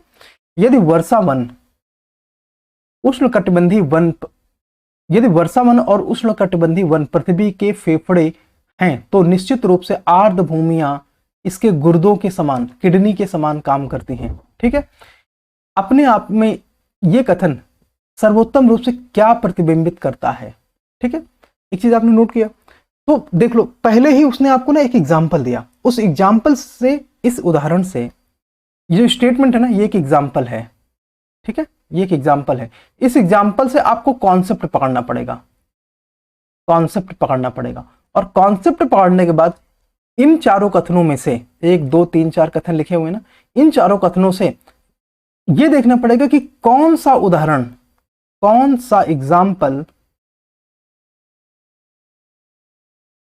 इस कॉन्सेप्ट को बेस्ट एक्सप्लेन करता है। और ये कॉन्सेप्ट आपको कैसे पकड़ना है, ये जो एग्जाम्पल लिखा हुआ है ना, ये जो एग्जाम्पल लिखा हुआ है ना, ये जो उदाहरण लिखा हुआ है, इस उदाहरण से कॉन्सेप्ट पकड़ना है, और उस कॉन्सेप्ट के आधार पर देखना है कि ये जो 4 एग्जाम्पल लिखे हैं, ठीक है, इनमें कौन सा इस कॉन्सेप्ट के सबसे करीब है। Got the point? ये है अप्लाइड नेचर। पहले अप्लाइड नेचर कैसा आता था कि किसी कॉन्सेप्ट को आपको बताया जाता था और उस कॉन्सेप्ट से रिलेटेड आपको कथन फाइंड आउट करने होते थे या गलत क्वेश्चन एलिमिनेट करना होता था। अब ये वैसा नहीं है, आपको कॉन्सेप्ट नहीं बताया गया, आपको एक उदाहरण बताया गया, और उस उदाहरण से आपको कॉन्सेप्ट स्वयं पकड़ना है। आपने देखा ना क्या डेप्थ है। दूसरा देखो, आंसर आपके सामने है, इस आंसर के माध्यम से आप यह आंसर अपने आप कर सकते हो, क्रॉस एग्जामिन कर सकते हो। पहली बार ये आर्टिकल कहां छपा था? एनसीबीआई में। एनसीबीआई यूएस गवर्नमेंट की रिसर्च एजेंसी है, ठीक है, गवर्नमेंट ऑफ अमेरिका की रिसर्च एजेंसी है एनसीबीआई। पहली बार ये आर्टिकल वहां पे पब्लिश हुआ था, जिससे क्वेश्चन उठाया गया है। भारत में साइंस दी वायर वालों का आता है, दी वायर ये एक न्यूज वेबसाइट है ना, इनका यूट्यूब वगैरह में भी कंटेंट आता है, थोड़ा बहुत अच्छा है, इनका काम ठीक ठाक है। थोड़ा आइडियोलॉजिकली ये लोग काफ़ी इंक्लाइंड रहते हैं किसी साइड में, वो उन चीज़ों में जाना नहीं चाहता। बट साइंस में क्या है, ठीक है। तो साइंस द वायर में इन्होंने इस चीज़ को पब्लिश किया था, एनसीबीआई बेस्ड ये आर्टिकल था इनका। और ये कब पब्लिश किया गया था, ये देखो तारीख सब में देखते चलना आप लोग अपने आप से तारीख नोट करोगे सब में कि जो मैं बात कर रहा हूँ उसमें ऑथेंटिसिटी कितनी है, ठीक है। तो 28 जनवरी 2021 को ये आर्टिकल पब्लिश हुआ था और इस पर आधारित ये क्वेश्चन पूछा गया था, ठीक है। ये ठीक है। दूसरा सेकंड, ये हिडन डोमिनेंस क्या है, मतलब ये क्वेश्चन में डुअल नेचर है, करंट अफेयर्स और स्टैटिक सेक्शन दोनों ब्लेंड है, ठीक है। और जो करंट अफेयर्स है ना कॉन्सेप्ट उससे निकालकर छिपाया गया है क्वेश्चन के अंदर। अगर आपने उससे चीजों को पकड़ने की कोशिश करी तो आप पकड़ पाओगे। अगर आपने सिर्फ टेक्स्ट बुक पढ़ी है, ठीक है, तो आई एम सॉरी, ठीक है, आई एम सॉरी, तब आई एम सॉरी, क्योंकि फिर इससे काम होगा कि नहीं आई डोंट नो, क्योंकि लेकिन अगर आपने करंट अफेयर्स के आधार पर कुछ चीजें निकालना सीख लिया है तब तो चीजें हो सकती हैं। एक बार चेक करते हैं। HN सान्याल समिति की रिपोर्ट के अनुसरण में न्यायालय की अवमानना 1971 पारित किया गया। अब ध्यान दो कि कंटेम्प्ट ऑफ कोर्ट बराबर न्यूज में चल रहा है पिछले 2-3 सालों से। वो प्रशांत भूषण वाला केस आपको याद होगा जिसमें जस्टिस अरुण शर्मा ने 1 रुपए का फाइन लगाया था, प्रशांत भूषण जी उसको पे करने से मना कर रहे थे, ठीक है। बाद में उन्होंने पे करके मामला सेटल करवाया। तब से लेकर कंटेम्प्ट ऑफ कोर्ट किसी न किसी मामले में, कभी कन्हैया कुमार, कभी वो जो आजकल यूट्यूबर हैं वरुण ग्रोवर हैं, इसके अलावा कई लोग हैं ऐसे जिनके ऊपर कंटेम्प्ट ऑफ कोर्ट से संबंधित न्यूज आती रहती है, ठीक है। तो HN सान्याल समिति उस करंट अफेयर्स के आधार पर इस समिति तक यूपीएससी के जो मेंबरान हैं जिन्होंने क्वेश्चन सेट किए हैं वो वहां तक पहुंचे, ठीक है। और फिर इसके बाद एक प्रोविजन उठाया कॉन्स्टिट्यूशनल, जिसमें संविधान उच्चतम न्यायालय और उच्च न्यायालय के पावर कंटेम्प्ट ऑफ कोर्ट के रिगार्डिंग आपको स्टेटमेंट देता है। फिर इसके अलावा कॉन्स्टिट्यूशन ऑफ इंडिया डिफाइन करता है कि नहीं करता, ये फंडामेंटल है सब, ये सब कुछ फंडामेंटल है ना। पूछा क्यों गया था, न्यूज की वजह से, बट ये फंडामेंटल है, ये भी फंडामेंटल है, ये भी फंडामेंटल है, ये फंडामेंटल नहीं है क्योंकि ये नॉर्मल किताबों में नहीं लिखा होता। HN सान्याल कमेटी के बारे में ये न्यूज से उठाया गया है, ठीक है। ये कहां से उठाया गया, न्यूज से। आपको चाहे जितने 2-3-4 स्टेटमेंट पता हो, जब तक आपको पहला नहीं पता आप नहीं कर पाओगे, ठीक है। आंसर देख लेना, ये देखो 11 सितंबर 2020 को HN सान्याल समिति के बारे में पब्लिश हुआ था। कहां पे, द हिंदू में, ठीक है। नोटिस ना, preference have been given to scientific and technical areas. जरा देखते हैं किस तरह से साइंटिफिक एंड देखो साइंटिफिक समझना तो आसान हो गया कि साइंस टेक और एनवायरनमेंट और उससे विज्ञान, जो कक्षा 11-12 की एनसीईआरटी में आजकल तो उस लेवल के क्वेश्चन आते हैं। पहले हम लोग सबको ये एडवाइस देते थे कि आप 6 से 10 तक की एनसीईआरटी साइंस की पढ़ लो, काम हो जाता है, बट आजकल ये सब नहीं चल रहा। इसलिए हम लोगों ने क्या करे हैं, 55 एरियाज फिजिक्स और केमिस्ट्री के 11-12 के एनसीईआरटी से फाइंड आउट करे हैं, जिनसे क्वेश्चन ज्यादातर पूछे गए हैं। 90% क्वेश्चन वहां से बने हुए हैं, ठीक है। 90% क्वेश्चन वहां से बने, मोर देन 90% क्वेश्चन 55 कॉन्सेप्ट से बने हैं, ठीक है। और ये कॉन्सेप्ट एनसीईआरटी में है, इससे आधारित टेक्नोलॉजी की न्यूज बनती है, टेक्नोलॉजी का डेवलपमेंट होता है और वहां से क्वेश्चन पूछे जाते हैं, ठीक है। साइंटिफिक, तो साइंटिफिक की बात यहां पे न करके हम टेक्निकल की बात करते हैं, ठीक है। टेक्निकल की बात करते हैं, 1 मिनट, साइंटिफिक की ना बात करके यहाँ पे हम लोग बात करते हैं टेक्निकल की। ये क्यों, क्योंकि साइंस वाली चीज हम लोग और डिस्कस करने वाले हैं, अभी काफी डिटेल में डिस्कस करेंगे। अब ये टेक्निकल क्वेश्चन है इकोनॉमी से। कहां से है, इकोनॉमी से। इकोनॉमी से क्वेश्चन क्या है, बॉन्ड को इक्विटी के लिए बदलने का विकल्प, 1 मिनट, कन्वर्टिबल बॉन्ड के बारे में क्वेश्चन है, परिवर्तनीय बॉन्ड, यहां पे लिखा ना कन्वर्टिबल बॉन्ड। तो चूंकि बॉन्ड को इक्विटी के लिए बदलने का विकल्प है, परिवर्तनीय बॉन्ड अपेक्षाकृत कम ब्याज दर का भुगतान करते हैं, कम ब्याज दर का भुगतान करते हैं। दूसरा, इक्विटी के लिए बदलने का विकल्प बॉन्ड धारक को बढ़ती हुई उपभोक्ता कीमतों से सहलग्नता इंडेक्सेशन की मात्रा प्रदान करता है। उपभोक्ता कंज्यूमर प्राइसेस से क्या इंडेक्स्ड है, तो अब पहले तो ये देखो, नॉर्मली आप बॉन्ड पढ़ते हो, बॉन्ड में यील्ड पढ़ते हो, यील्ड कैसे बढ़ता घटता है, बैंक इंटरेस्ट रेट का यील्ड से क्या रिलेशन है, ये सारी चीजें आप पढ़ते हो। लेकिन यहाँ पे ना, हाँ, कन्वर्टिबल नॉन कन्वर्टिबल बॉन्ड आप पढ़ते हो, यहाँ पे वो क्वेश्चन ही नहीं है। यहाँ पे क्वेश्चन वो ना 3 कदम आगे गए हैं। और क्या चीजें उन्होंने आइडेंटिफाई करने की कोशिश करी हैं कि अगर बॉन्ड कन्वर्टिबल है तो उसका क्या फीचर होगा, तो उसमें फीचर किसमें है ना, प्रॉफिट के ओरिएंटेशन में। तो ये वाला पॉइंट आप आसानी से पकड़ सकते हो, कहीं भी आपको जो है न्यूज़पेपर वगैरह में कहीं ना कहीं आपको दिख जाएगा। ठीक है, इंडेक्सेशन की बात है कि नहीं, बहुत रेयर है कि कहीं पे इंडेक्स कंज्यूमर प्राइसेस से इंडेक्सेशन की बात आपको पता चले। अगर आपने मल्टीपल न्यूज पकड़ी हैं तब तो एक बार पॉसिबल है कि ये क्वेश्चन आप उससे कर पाओ, अदरवाइज तुक्केबाजी करा, तुक्केबाजी में गलत हुआ सही हुआ। दो कथन वाले में तुक्केबाजी ज्यादातर गलत होता है, 80% से ज्यादा केसेस में टू स्टेटमेंट वाले क्वेश्चन में तुक्केबाजी गलत होती है। बिकॉज एक क्वेश्चन आपको, एक स्टेटमेंट आपको पता है ना, तो आपकी तुक्केबाजी 50% काम नहीं करती यहाँ पे। ठीक है, आंसर दिया हुआ है, आप लोग पढ़ लीजिए अगर आपको जरूरी लग रहा है तो। लेकिन हाँ, अब वो क्वेश्चन आया क्यों, हम लोग सिर्फ आज स्ट्रेटेजिक एनालिसिस कर रहे हैं, ओनली स्ट्रेटेजिक एनालिसिस कर रहे हैं। एमपीवाईक्यू डिस्कस करने का हमारा ये सेशन नहीं है, स्ट्रेटेजिक एनालिसिस है ये। ठीक है, तो उड़ान स्कीम आपको पता है ना, उड़ान स्कीम, इन्होंने कन्वर्टेबल बॉन्ड इशू करे। द हिंदू में कब पब्लिश हुआ, 6 जून 2022 को। 2022 का एक क्वेश्चन भी है। ठीक है, द हिंदू में पब्लिश हुआ ना। आप एक चीज नोट करना कि ज्यादातर क्वेश्चन द हिंदू में मिलते हैं, ज्यादातर क्वेश्चन। ये 81 बॉन्ड के बारे में 2022 में क्वेश्चन आया था, आप चेक करना, बॉन्ड पे दूसरा क्वेश्चन है 81 बॉन्ड पे। ठीक है, टायर 1 बॉन्ड है, द हिंदू पे आया कब, 18 जुलाई 2021 को। आरबीआई की वेबसाइट पे भी कन्वर्टेबल बॉन्ड के बारे में है, क्योंकि मैंने बताया है कई बार ये बच्चों को कि आरबीआई ने स्वयं जो है बॉन्ड से रिलेटेड कई सारे डिसीजन लिए हैं, तो आरबीआई की वेबसाइट में चीजें हैं। ठीक है, इसके अलावा आरबीआई की मास्टर सर्कुलर जो कि 5 जनवरी 2022 में आया है।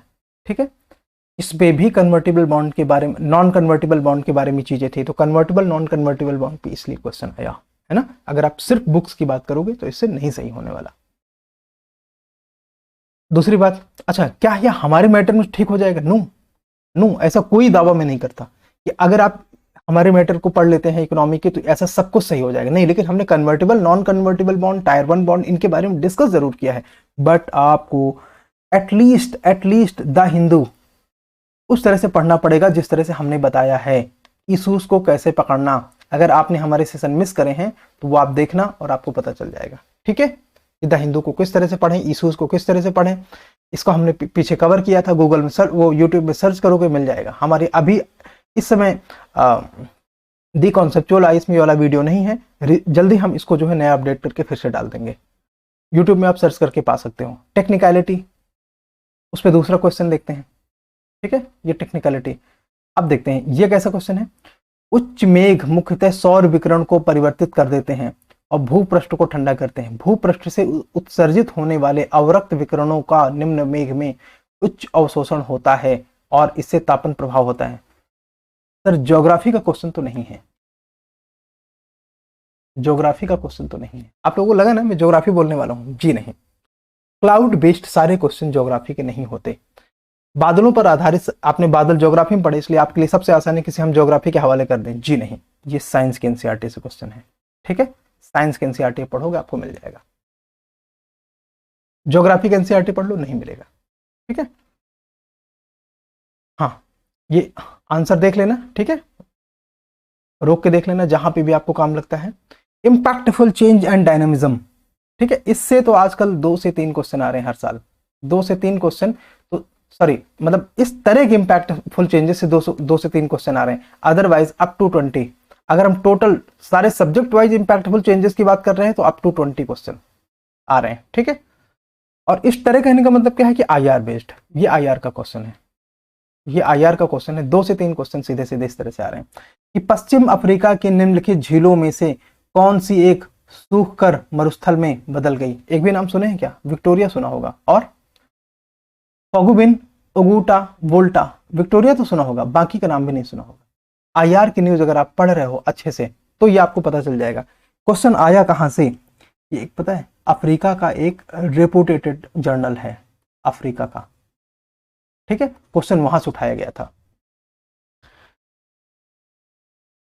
हाँ, लेक फोगुबिन के बारे में माली में, ये अफ्रीकन न्यूज से क्वेश्चन उठाया गया है। ठीक है, डिटेल में है, बाकी आप सर्च करते रह जाओगे कहीं नहीं मिलेगा। फिर मैं बोल रहा हूं, तो क्या आप ये अफ्रीका की न्यूज और कहां कहां की न्यूज पढ़ोगे क्या?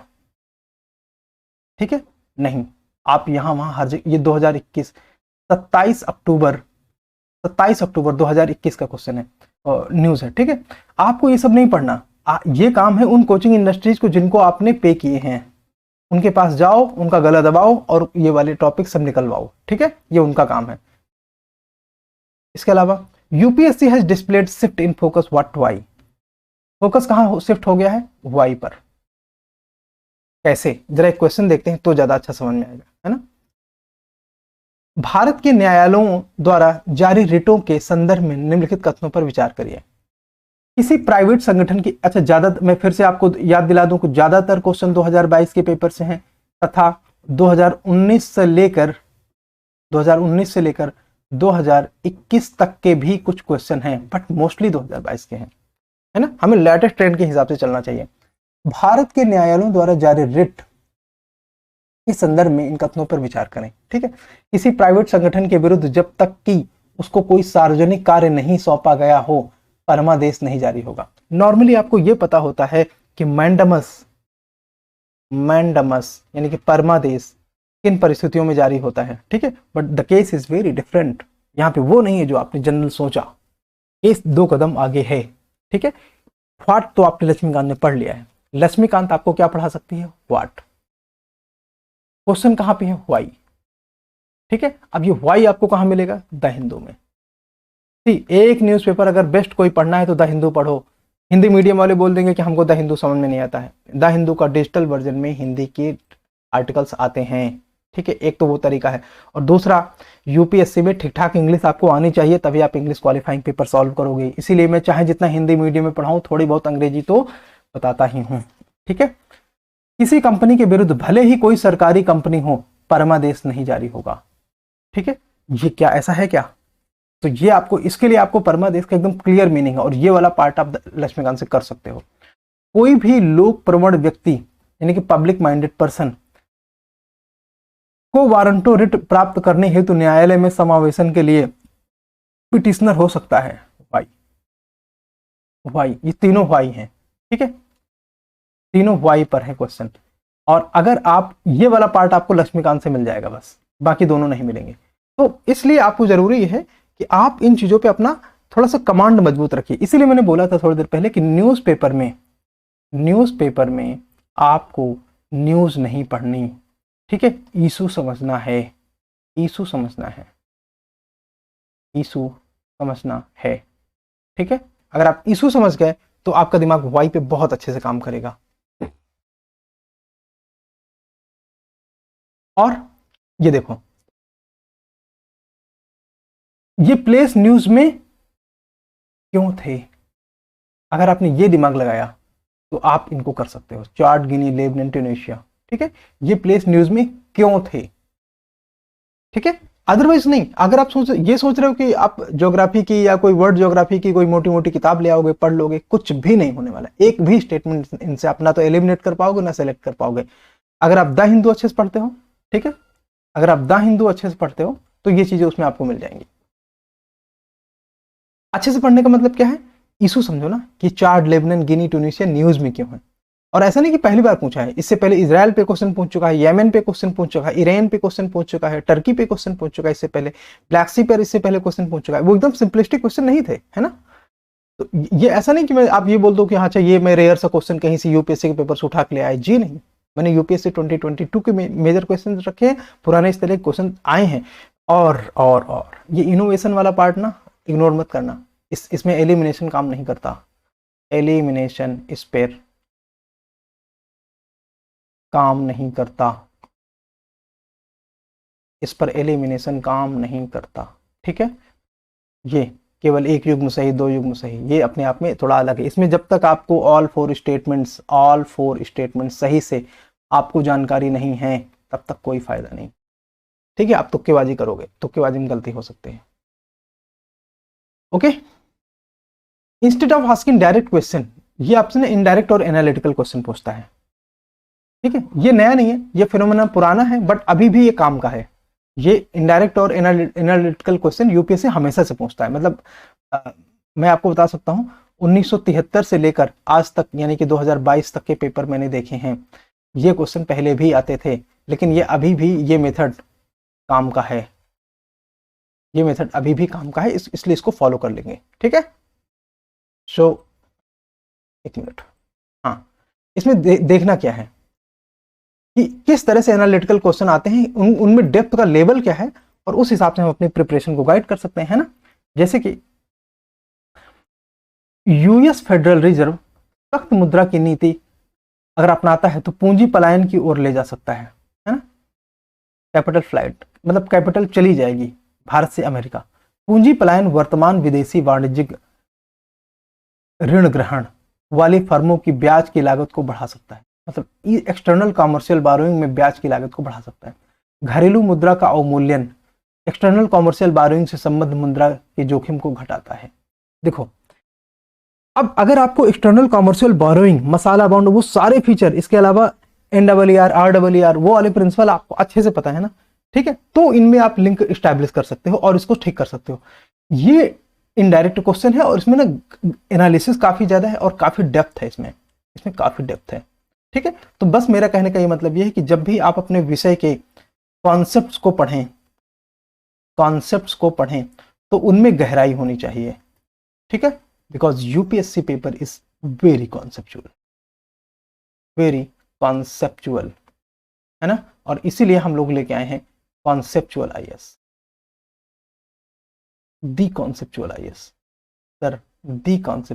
आईएएस, और इसमें हम लोग कॉन्सेप्ट्स को इन्हीं गहराई से डिस्कस करते हैं, ठीक है। अगर आपने एक आध भी लेक्चर हमारे देखे होंगे तो आपको ये आइडिया होगा कि ये मुखर्जी नगर का जो फर्जीफिकेशन चल रहा है ना, ठीक है, ये पुराने टीचरों का जो अपना एक मठाधीसी चल रही है, बिना काम के जो है दाम चल रहा है, इन सारी चीजों को पूरी तरह से वॉश आउट करना है, ठीक है। इरादा एकदम क्लियर है, कोई left and right, if and but वाली कोई बात नहीं है, ठीक है। तो इस हिसाब से ये सारी चीजें करनी है। चलो आगे देखते हैं। हाँ, न्यूज में क्यों है, फिर चेक करो ये न्यूज में कब है, और ऐसा नहीं कि एक दो बार न्यूज आके बात खत्म हो गई है, आप इसको बार बार चेक करोगे, आपको बार बार मिलेगा। 11 जनवरी 2022 को न्यूज में, इसलिए मैं सबसे बोलता हूं 1 अक्टूबर से लेकर 30 अप्रैल तक कम से कम इन 7 महीनों का करंट अफेयर्स बहुत काम का होता है, इस पे सारी जान लगा देनी है, ठीक है। इसलिए इस तरह के न्यूज पर आधारित क्वेश्चन आते हैं, जरा गहराई देखते हैं एक क्वेश्चन में, यूपीएससी कितना डीप जाता है, ठीक है। उसने आपसे क्वेश्चन पूछा, ठीक है, आपको लग रहा होगा कि अपने आप में कॉमन फैक्ट है, क्या आरोग्य सेतु आपने सुना होगा, कोविन पोर्टल आपने सुना, डिजी लॉकर और दीक्षा, ये सब चीजें आपने सुनी, ठीक है। उसने वो क्वेश्चन ही नहीं पूछा, उसने पूछा क्या आप ये जानते हैं ओपन सोर्स डिजिटल प्लेटफॉर्म होते क्या हैं। अभी ओपन सोर्स क्यों न्यूज पे थे, देखो चीजें कनेक्ट कैसे होती हैं, क्योंकि ये सारी न्यूज अभी 1-2 साल से नहीं, ये सब चीजें 2019-20 से न्यूज में है। तो क्या आप उतना पुरानी चीजें पढ़ते हैं क्या, बात है नहीं। बहुत सारे बच्चे तो 2021 के बाद तैयारी करने आए हैं, कुछ बच्चे तो अब 2023 के लिए जो आए हैं वो 2022 में आए हैं, है ना, तो वो उतना पुराना करंट अफेयर्स नहीं पढ़ेंगे। सी सूली डील्स वाली वो आपको न्यूज याद है, सूली डील्स जिसमें सवाना आदमी को 200 रुपए में बेचा जा रहा था, है ना, तो वो जो न्यूज थी वो ओपन सोर्स प्लेटफॉर्म पे बनी थी, और वो न्यूज थी 2022 में, वो न्यूज थी 2022 में, जिसकी वजह से यूपीएससी ये जानना चाहता है कि आप ओपन सोर्स प्लेटफॉर्म वो कैसे काम करता है ये जानते हो कि नहीं। कल को आप डिस्ट्रिक्ट कलेक्टर बन जाओगे, कोई इशू आएगा तो आपको पता भी है कि ओपन सोर्स प्लेटफॉर्म होते हैं कोई चीज। वो दीक्षा, Aarogya Setu, CoWIN portal, digi locker, इनसे उसको मतलब नहीं है। अगर आप ओपन सोर्स प्लेटफॉर्म को थोड़ा सा भी समझते हो ना, थोड़ी सी आपकी अंडरस्टैंडिंग है, ठीक है, तो इनमें आप अपना दिमाग लगा लोगे और आराम से आप पहुंच जाओगे कौन सा सही है कौन सा नहीं। लेकिन इसके बारे में अगर आपको बढ़िया अच्छे से पता है तो बात अलग है, तब तो आपको कोई फंसा ही नहीं सकता, ठीक है। तो थोड़ा डेप्थ में जाएंगे और चीजों को समझेंगे, not only reading the news. Now अब देखते हैं ये कब न्यूज में है, 12 जुलाई 2021 को, game changer, making sense of open source software in digital economy, ठीक है। कहां से आया है ये न्यूज, ये न्यूज़पेपर कौन सा है, बिजनेस स्टैंडर्ड। वाह क्या डेप्थ है इसमें। निम्नलिखित में से किस एक जीव की कुछ प्रजातियां कवकों के कृषकों के रूप में जानी जाती हैं, ठीक है, cultivator of fungi, cultivator of fungi, कवकों की क्रसू, चींटी, काकरोच, फेफड़ा, मकड़ी। कभी सोचा कि यूपीएससी इन पे भी क्वेश्चन पूछेगी? यस, यूपीएससी ने क्वेश्चन पूछा। ठीक है, कहीं से भी तुक्केबाजी काम नहीं करेगी, बिल्कुल भी नहीं करेगी। इसमें आपको स्पीसीज की डिटेल्स पता होनी चाहिए, स्पीसीज की डिटेल्स पता होनी चाहिए। ठीक है, यूपीएससी हर साल 1 से 2 स्पीसीज पे कोई ना कोई डिटेल गहराई से पूछता है ना, कोई ना कोई डिटेल गहराई से पूछता है, गहराई से पूछता है, अदरवाइज इस पे काम नहीं होने वाला। ठीक है, ध्यान देंगे। science.org वेरी पॉपुलर, बहुत ही पॉपुलर वेबसाइट है, इससे क्वेश्चन उठाया गया है। ठीक है जी, हाँ, science.org में ये पब्लिश हुआ है और आपको कहीं मिलेगा भी नहीं। फंगस ग्रोइंग आंट, ऊपर ही लिखा है फंगस ग्रोइंग आंट। अगर आपको ये पता है ना कि आंट ही ये फंगस ग्रो करती है, तो ant is the cultivator of fungi. Getting ना, कितना इजी है। अगर आप सही सोर्सेज तक पहुंच जाएं तो ये सोर्सेज आप थोड़े नहीं पहुंच पाओगे। ये सोर्सेज पर कौन पहुंच सकता है? जिनको ये कोचिंग वाले हैं, इनके पास ढेर सारे खाली खाली लोग बैठे हैं। ये लोग अगर थोड़ी मेहनत करें तो ये चीज हो सकती है। और आपसे पैसे लेने के लिए इन्होंने लोग बैठा रखे हैं, बट ये अपना काम नहीं कर रहे हैं, ध्यान देना थोड़ा सा। इनोवेशन एंड सरप्राइजेस, तो किसी को बहुत ज़्यादा क्रिटिसाइज करने का इरादा नहीं है, बट मैं ये कहना चाहता हूँ लोगों को अपना काम जिम्मेदारी से करना चाहिए। अदरवाइज हमारे बच्चों का कि एक पीढ़ी पूरी खराब हो गई। आपको पता है 2010 से लेकर 2022 तक हिंदी मीडियम के टोटल कितने बच्चे सिलेक्ट हुए? आइडिया है किसी को? ये अपने आप में बहुत दुखद बात है। कैसी दुखद बात है? क्यों? क्योंकि इस दौरान हिंदी मीडियम के 300 बच्चों का पूरा सिलेक्शन नहीं हुआ 2010 से लेकर 2022 में।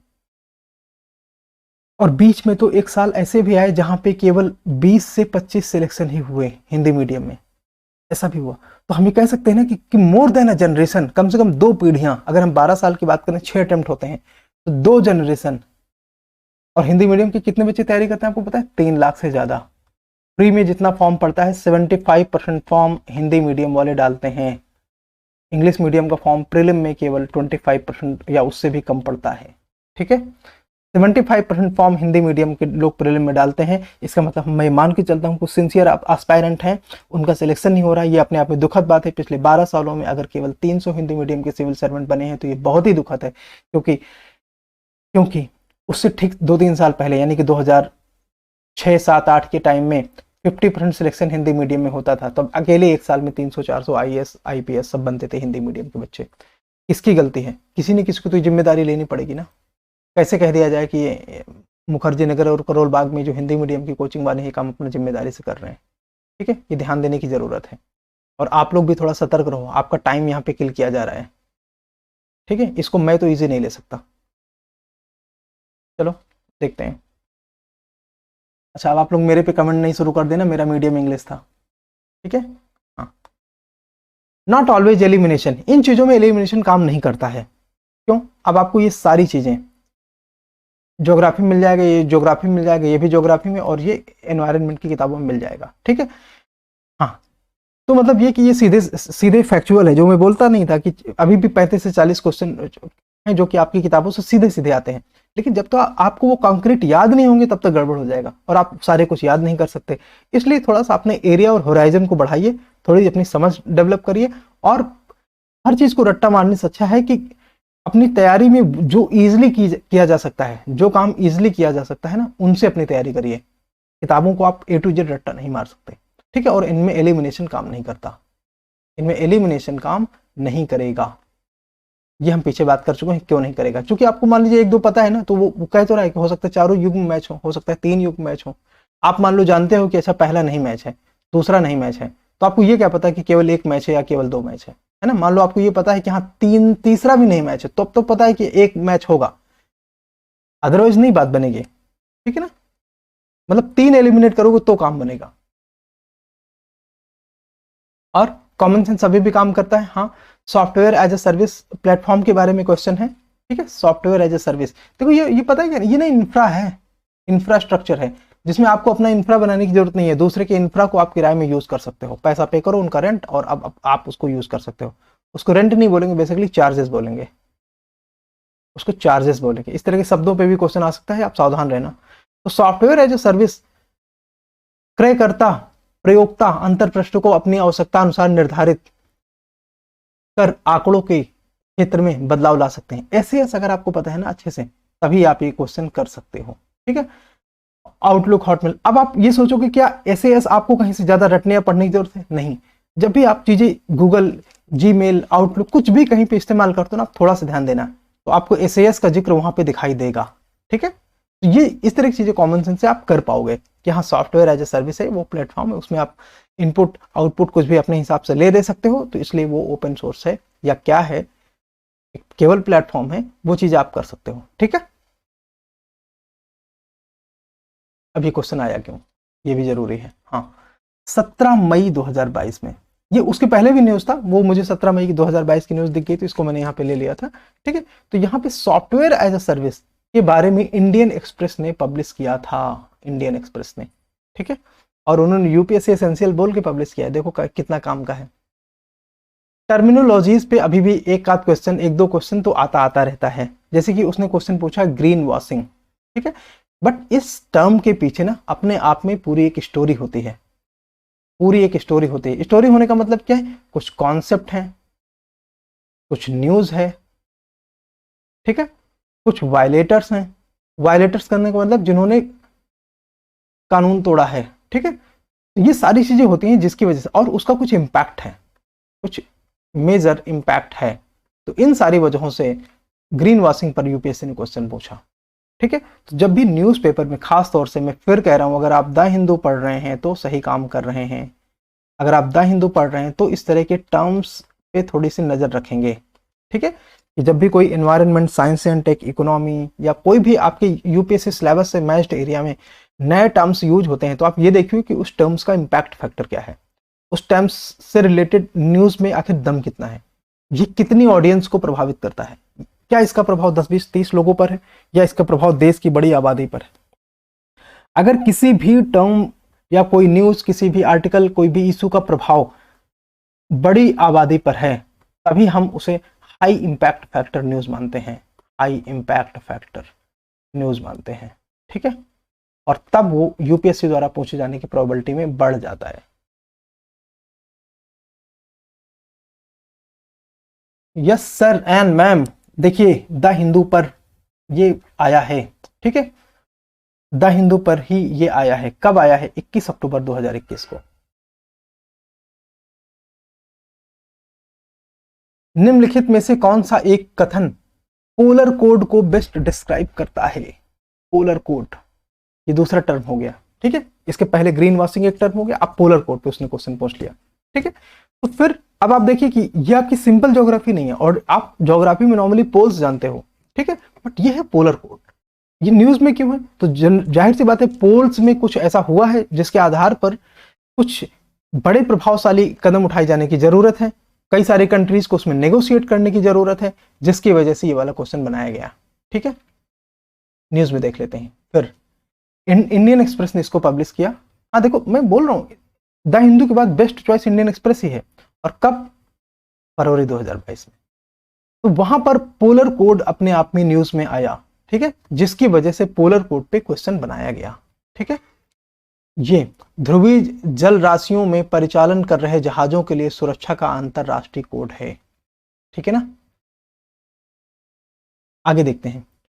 बात है open your eyes and years from all the direction. आपके आसपास ना न्यूज घूमती रहती है, उसमें इशू छिपा हुआ होता है, उसमें आपको उस इशू को समझना होता है और इंफॉर्मेशन को फिल्टर करना होता है। ठीक है, और उसके हिसाब से अपनी ओपिनियन फ्रेम करनी होती है, तब जाके आप ऐसे क्वेश्चंस को पकड़ पाते हैं। आप हर एक टॉपिक के लिए अलग से सोर्सेज ढूंढना शुरू कर देंगे तो बहुत परेशान हो जाएंगे। क्यों? क्वेश्चन ये था कि फ्रैक्शनल ऑर्बिटल बम्बार्डमेंट जो चाइना के संबंध में न्यूज में था। अब बात ये सिर्फ चाइना की नहीं है, इसमें रसिया का भी एंगल है, रसिया का भी एंगल है, इसलिए इस पे न्यूज पूछा गया, ऐसी न्यूज पे क्वेश्चन पूछा गया। इजी है, अगर आप इसको इतना भी आपने नोटिस किया होगा ना, तो भी आप कर सकते हो, लेकिन याद रखना अगली बार यूपीएससी इस तरह के टॉपिक से सिंपल क्वेश्चन शायद ना पूछे जितना सिंपल ये है। हालांकि ये भी बहुत सारे लोगों का गलत हो गया, बिकॉज उन्होंने सुना ही नहीं था कि प्रभाजी कक्षीय बमबारी प्रणाली क्या है, यानी कि फ्रैक्शनल ऑर्बिटल बम्बार्डमेंट सिस्टम है क्या। जब सुना ही नहीं है तो फिर तो तुक्केबाजी बचती है केवल, और वो मत करो, मैं ये बोलूंगा। ठीक है। और दूसरा विकल्प ये है कि आप ना इन चीजों पे थोड़ी सी नजर रखो, बिकॉज ये अपने आप में इम्पैक्ट फैक्टर क्रिएट करते हैं। क्योंकि फ्रैक्शनल ऑर्बिटल बम्बार्डिंग ये नॉर्मल क्रूज मिसाइल या बैलिस्टिक सिस्टम से, नॉर्मल क्रूज या बैलिस्टिक सिस्टम से कहीं अलग बात है। इनसे कहीं अलग बात है ये। ठीक है। तो अगर आप ये थोड़ा सा ध्यान दोगे ना, तभी इस तरह की चीजें सही हो सकती हैं। 23 मार्च 2022, ठीक है, द हिंदू ने इसे पब्लिश किया था। Exploration of न्यूमर dimension. यूपीएससी उतने ही सिलेबस, यूपीएससी सिलेबस बदला है क्या पिछले बहुत सालों में? नहीं। अभी तो आई डोंट थिंक कि 2016 से अब तक कोई, चूंकि 2016 से मैं सिलेबस फॉलो कर ही रहा हूं, ठीक है, नहीं, आई डोंट थिंक कि इसके बाद में सिलेबस में कोई बदलाव नहीं हुआ है। सिलेबस में कोई बदलाव नहीं हुआ है। ठीक है, कोई बदलाव नहीं हुआ। तो सिलेबस वही है, उसी में ना न्यूमर डायमेंशन सर्च किया जाता है। आपको उस डायमेंशन सिलेबस में नहीं मिलेगा, वो डायमेंशन आपको मिलेगा सिलेबस के बाहर। ठीक है, जब आप अपने आसपास की चीजों पे नजर रखते हो। जैसे एंशिएंट एंड मिडाइवल में तो मतलब आई विल सीरियसली से दिस कि ये आसान नहीं है चीजों को पकड़ना। ठीक है, ये वाले तो नाम ही नहीं सुना होता, नीति पकड़ना, है ना, और परिशिष्ट पर्वन, अवदान शताका एंड त्रिशिलिष्ट लक्षण महापुराण, डिफिकल्ट है। ठीक है, तो इनके बारे में थोड़ा सा ध्यान, आप ये ध्यान कैसे देंगे? अब आपको सिलेबस पता है ना, एनसीईआरटीज आप पढ़ते हो, एनसीईआरटीज आपने पढ़ ली, फिर ये देखो इनसे संबंधित कोई चीज न्यूज में आ रही है क्या? एक तो ये तरीका है। दूसरा ये तरीका है कि कोई चीज इनडायरेक्टली न्यूज में है क्या? जैसे मान लीजिए अगर बुद्धिज्म न्यूज पे है, ठीक है, बुद्धिज्म न्यूज पे है या जैनिज्म न्यूज पे है, तो इनसे संबंधित जो इशू है वो इशू हिस्ट्री में कहां जिक्र किया गया। जो इशू इस समय न्यूज में है, इशू जो न्यूज में, वो हिस्ट्री में कहां जिक्र किया गया। इस तरह से आप इसे पकड़ सकते हो, अदरवाइज नॉट। ठीक है। दूसरा, भारतीय इतिहास के एक मिनट, आप इसे पढ़ने के लिए मैं 1 सेकंड के लिए रोक देता हूं, आप इसे देख लो।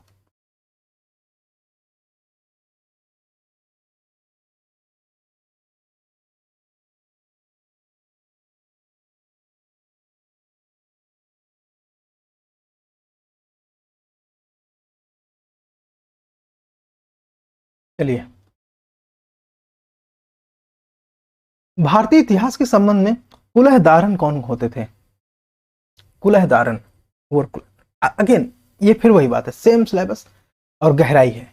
ठीक है, आसानी से नहीं पकड़ में आएगा। अगर आप एनसीईआरटी पुरानी वाली पढ़ रहे हो ना, ये सतीश चंद्रा वाली एनसीईआरटी आपने पढ़ी है ना, तो इसमें आप एलिमिनेट करके चीजें कर सकते हो, उसमें है ये सतीश चंद्रा।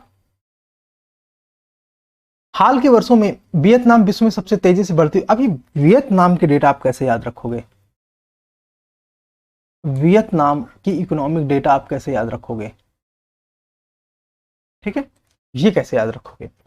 तो बात वियतनाम की नहीं है, बात यह है कि कुछ सर्टेन सेक्टर्स ऑफ इकोनॉमी है जिनके बारे में जब आप अध्ययन करते हो ना, तो ये न्यूज में आपको ये नाम दिखाई देते हैं। ठीक है, और उनमें एक इंपॉर्टेंट है मैन्युफैक्चरिंग। आप बांग्लादेश वियतनाम को बार बार समझते हो, नाम सुनते हो, फूड एक्सपोर्ट और ई टेक्नोलॉजीज, इसमें जो हार्डवेयर वाला कंपोनेंट है। अगर आप जब इनके बारे में पढ़ते हो ना, क्योंकि भारत के लिए ये अपने आप में इमर्जिंग एरियाज हैं, इमर्जिंग एरियाज हैं, तो आप बांग्लादेश, वियतनाम और इंडोनेशिया इनके बारे में सुनते हो, और तब ये आपको जो है डेटा मिलता है। डिफिकल्ट है, आई विल नॉट एडवाइज कि ऐसे क्वेश्चन के पीछे भागना चाहिए। इसके अलावा निम्नलिखित कथनों पर विचार कीजिए।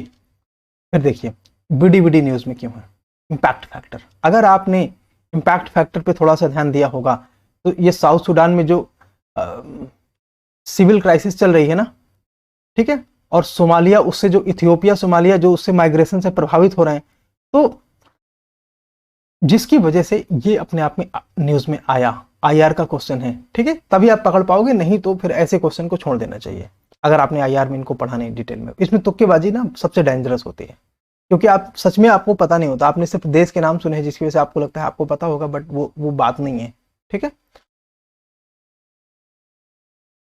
ये location Sudan, South Sudan, Ethiopia, Kenya, Somalia, Eritrea and Djibouti.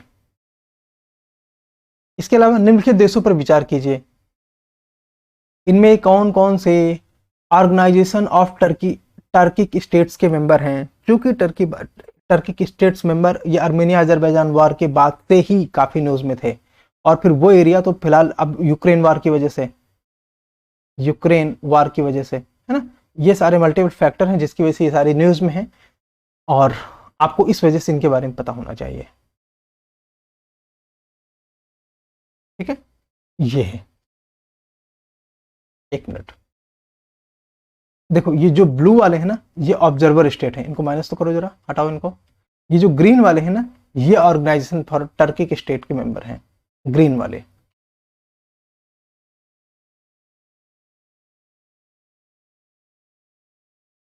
There are still around 40 questions from text book directly. अब ये टेक्स्ट बुक वाले क्वेश्चन है, आपको थोड़ा सा गहराई से चीजें पता होंगी नहीं, ये लिवेंट रीजन तो नहीं, लिवेंट रीजन ना काफी पहले से न्यूज में था, इस पे क्वेश्चन अब पूछा गया है, तो ये अपने आप में इजी क्वेश्चन है। आईआर के टेक्स्ट बुक अगर आप कुछ भी पढ़ते हो ना तो ये हर जगह आपको मिलता है, इजी है।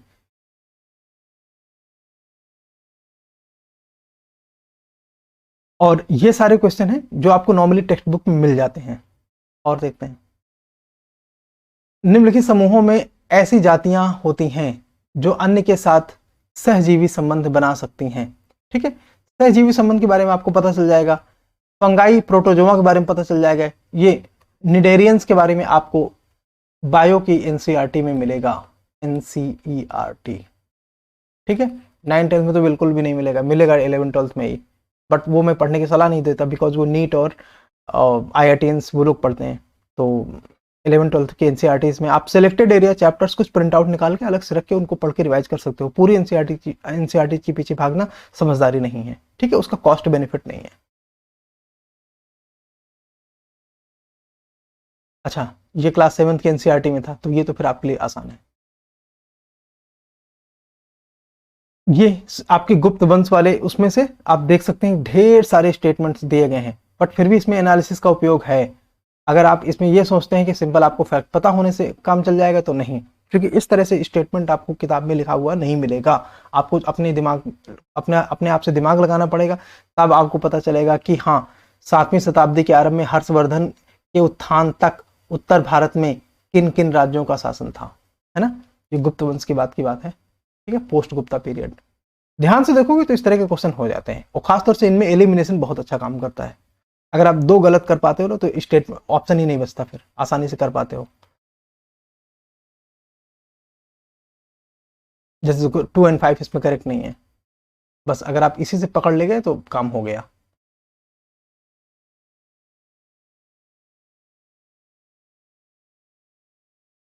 ये प्राचीन के इतिहास में ये भवभूति, हस्तिमल और छिमेश्वर क्यों प्रसिद्ध थे, आपके एनसीईआरटी के टेक्स्ट बुक में सब आपको आसानी से मिल जाएंगे। एनसीईआरटी ओल्ड वाली बार बार इसलिए बता रहा हूँ क्योंकि मैं जानता हूँ इसके कहने के बावजूद भी आप में से 50% से ज़्यादा लोग अपनी मनमानी करेंगे और 1 आध साल झेलने के बाद फिर वापस आएंगे, ठीक है, ट्रैक पर।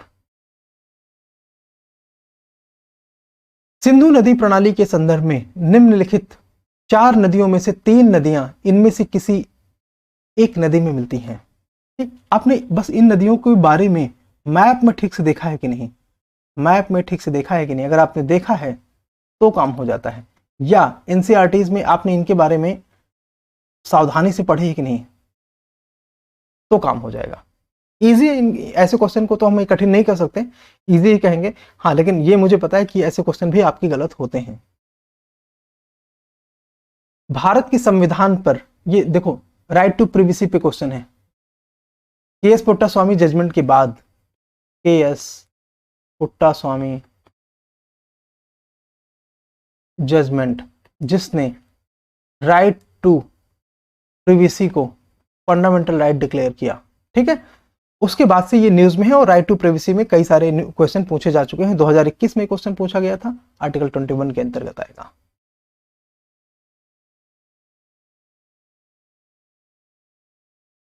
हाँ, अगेन ये क्वेश्चन आप देख सकते हैं।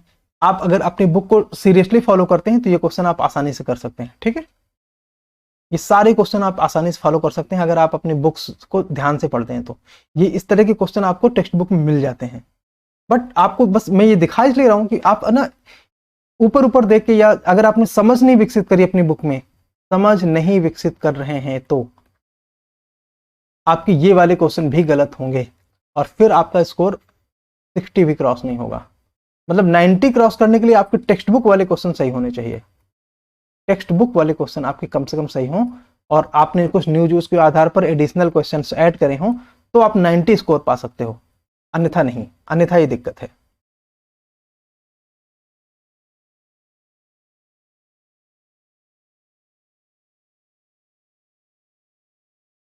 अच्छा, ये बात हम कहते नहीं, जो जो टेस्ट सीरीज हम लोग कराते हैं ना, तो हमारे ये बात, हमारी क्लासेस मेंटोरशिप और टेस्ट सीरीज में इसी डेप्थ के साथ आपकी तैयारी करवाई जाती है। अब जरा हमारे क्वेश्चंस देखिए। 7 स्टेटमेंट, यूपीएससी ने भी 7 स्टेटमेंट 2022 में पूछ लिया।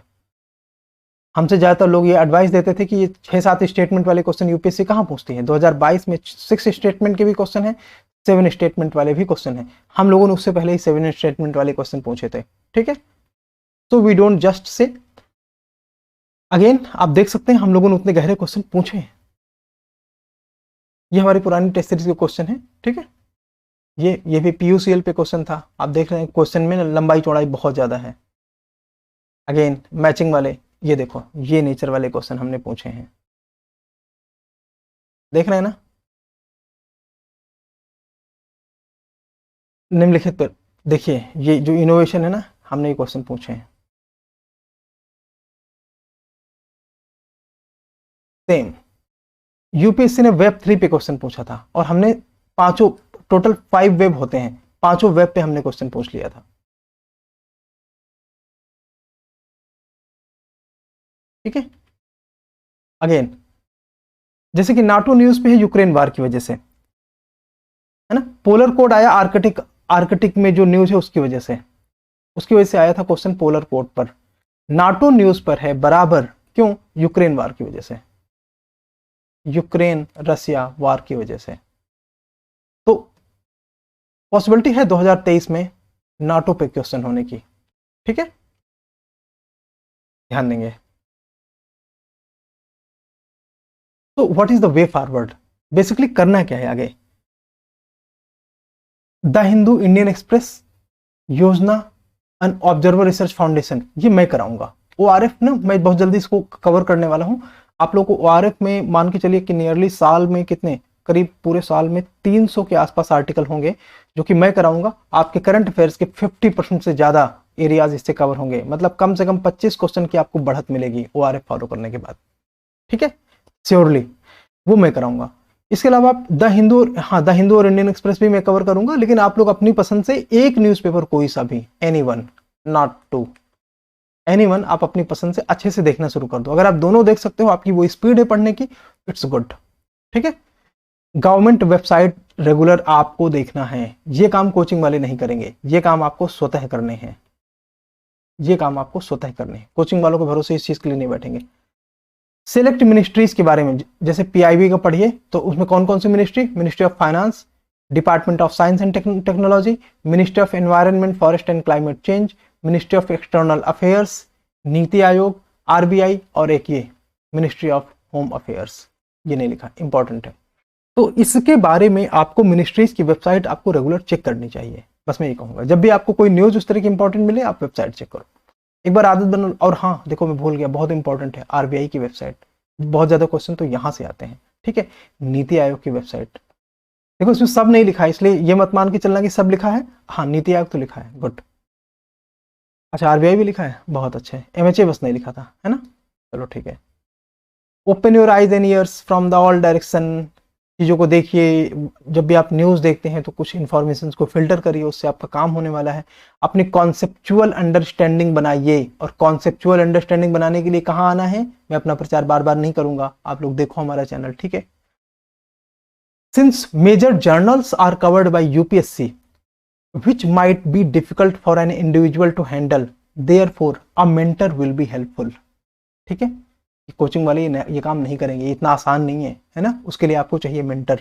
तो आप ज्वाइन कर सकते हो हमारा मेंटोरशिप कोर्स फॉर फ्री, आप ज्वाइन कर सकते हो। थोड़ी सी बात आप अपने बारे में कर लेना, हमारा प्रचार अगर हम ही नहीं करेंगे तो कौन करेगा, ठीक है, थोड़ी सी बात करेंगे, ज़्यादा नहीं टाइम खाएंगे। आप हमारा मेंटोरशिप प्रोग्राम ज्वाइन कर सकते हैं, ठीक है, ये ऑलरेडी चल रहे हैं, आप इनको ज्वाइन करिए। प्रीलिम 2023 के लिए चल रहे हैं, हालांकि प्रीलिम 2023 की सारी सीटें भर चुकी हैं, फिर भी अगर कुछ बच्चों को दिक्कत है तो बेस्ड ऑन आपकी प्रिपरेशन, अगर आपकी प्रिपरेशन सही है, सही दिशा में है, आपकी तैयारी अगर सही दिशा में है, ठीक है, तब आपको दिक्कत है तो आप हमसे बात कर सकते हैं इस नंबर पर, ठीक है, नाम तो देख ही लो, नहीं तो कैसे बात करोगे, ठीक है। एक बात ये, अब और क्या करना है मेंस के लिए, चलो मेंस की अभी बात नहीं करते, मेंस की मेंटोरशिप हम शुरू करेंगे तो उसमें सारी सीटें ओपन रहेंगी, 30 लोगों को केवल एडमिशन देते हैं और उसी के आधार पर काम होता है, ठीक है। तो इसमें 50 करेंगे, आपकी बार 50 करेंगे, तो इसके आधार पर आपकी तैयारी हो सकती है ज़्यादा बेहतर तरीके से। Show the conceptual IAS, UPSC is very conceptual, इधर यूपीएससी लिख लेना अपने आप, यूपीएससी इज वेरी कॉन्सेप्चुअल। और आप हमसे कम्युनिकेट कर सकते हैं, अगर आपको ज़्यादा बातचीत करनी है डिटेल में तो ईमेल लिखिए, ईमेल की हेल्प से आप हमारे जो आपका रिस्पॉन्स करेंगे। दूसरा, इस नंबर पर आप टेलीग्राम, व्हाट्सएप पर जुड़ सकते हैं, हमारे ग्रुप के मेंबर बन सकते हैं एंड अपनी तैयारी को ज़्यादा शार्पन कर सकते हैं। किसी भी प्रकार की दिक्कत है, हमारा मेंटोरशिप प्रोग्राम आपका वेलकम करता है। मेंटोरशिप प्रोग्राम, जब मैंने बोला ना सीटें लिमिटेड, उसका मतलब ये कि जो डेडिकेटेड प्रोग्राम है ना उसमें सीटें लिमिटेड है, ठीक है।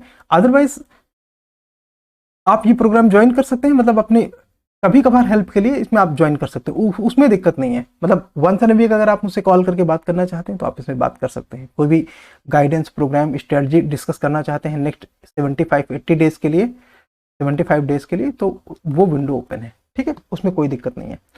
So have a nice time, take care, पढ़ाई करते रहिए और कोई दिक्कत आती है तो बताइए। बाय।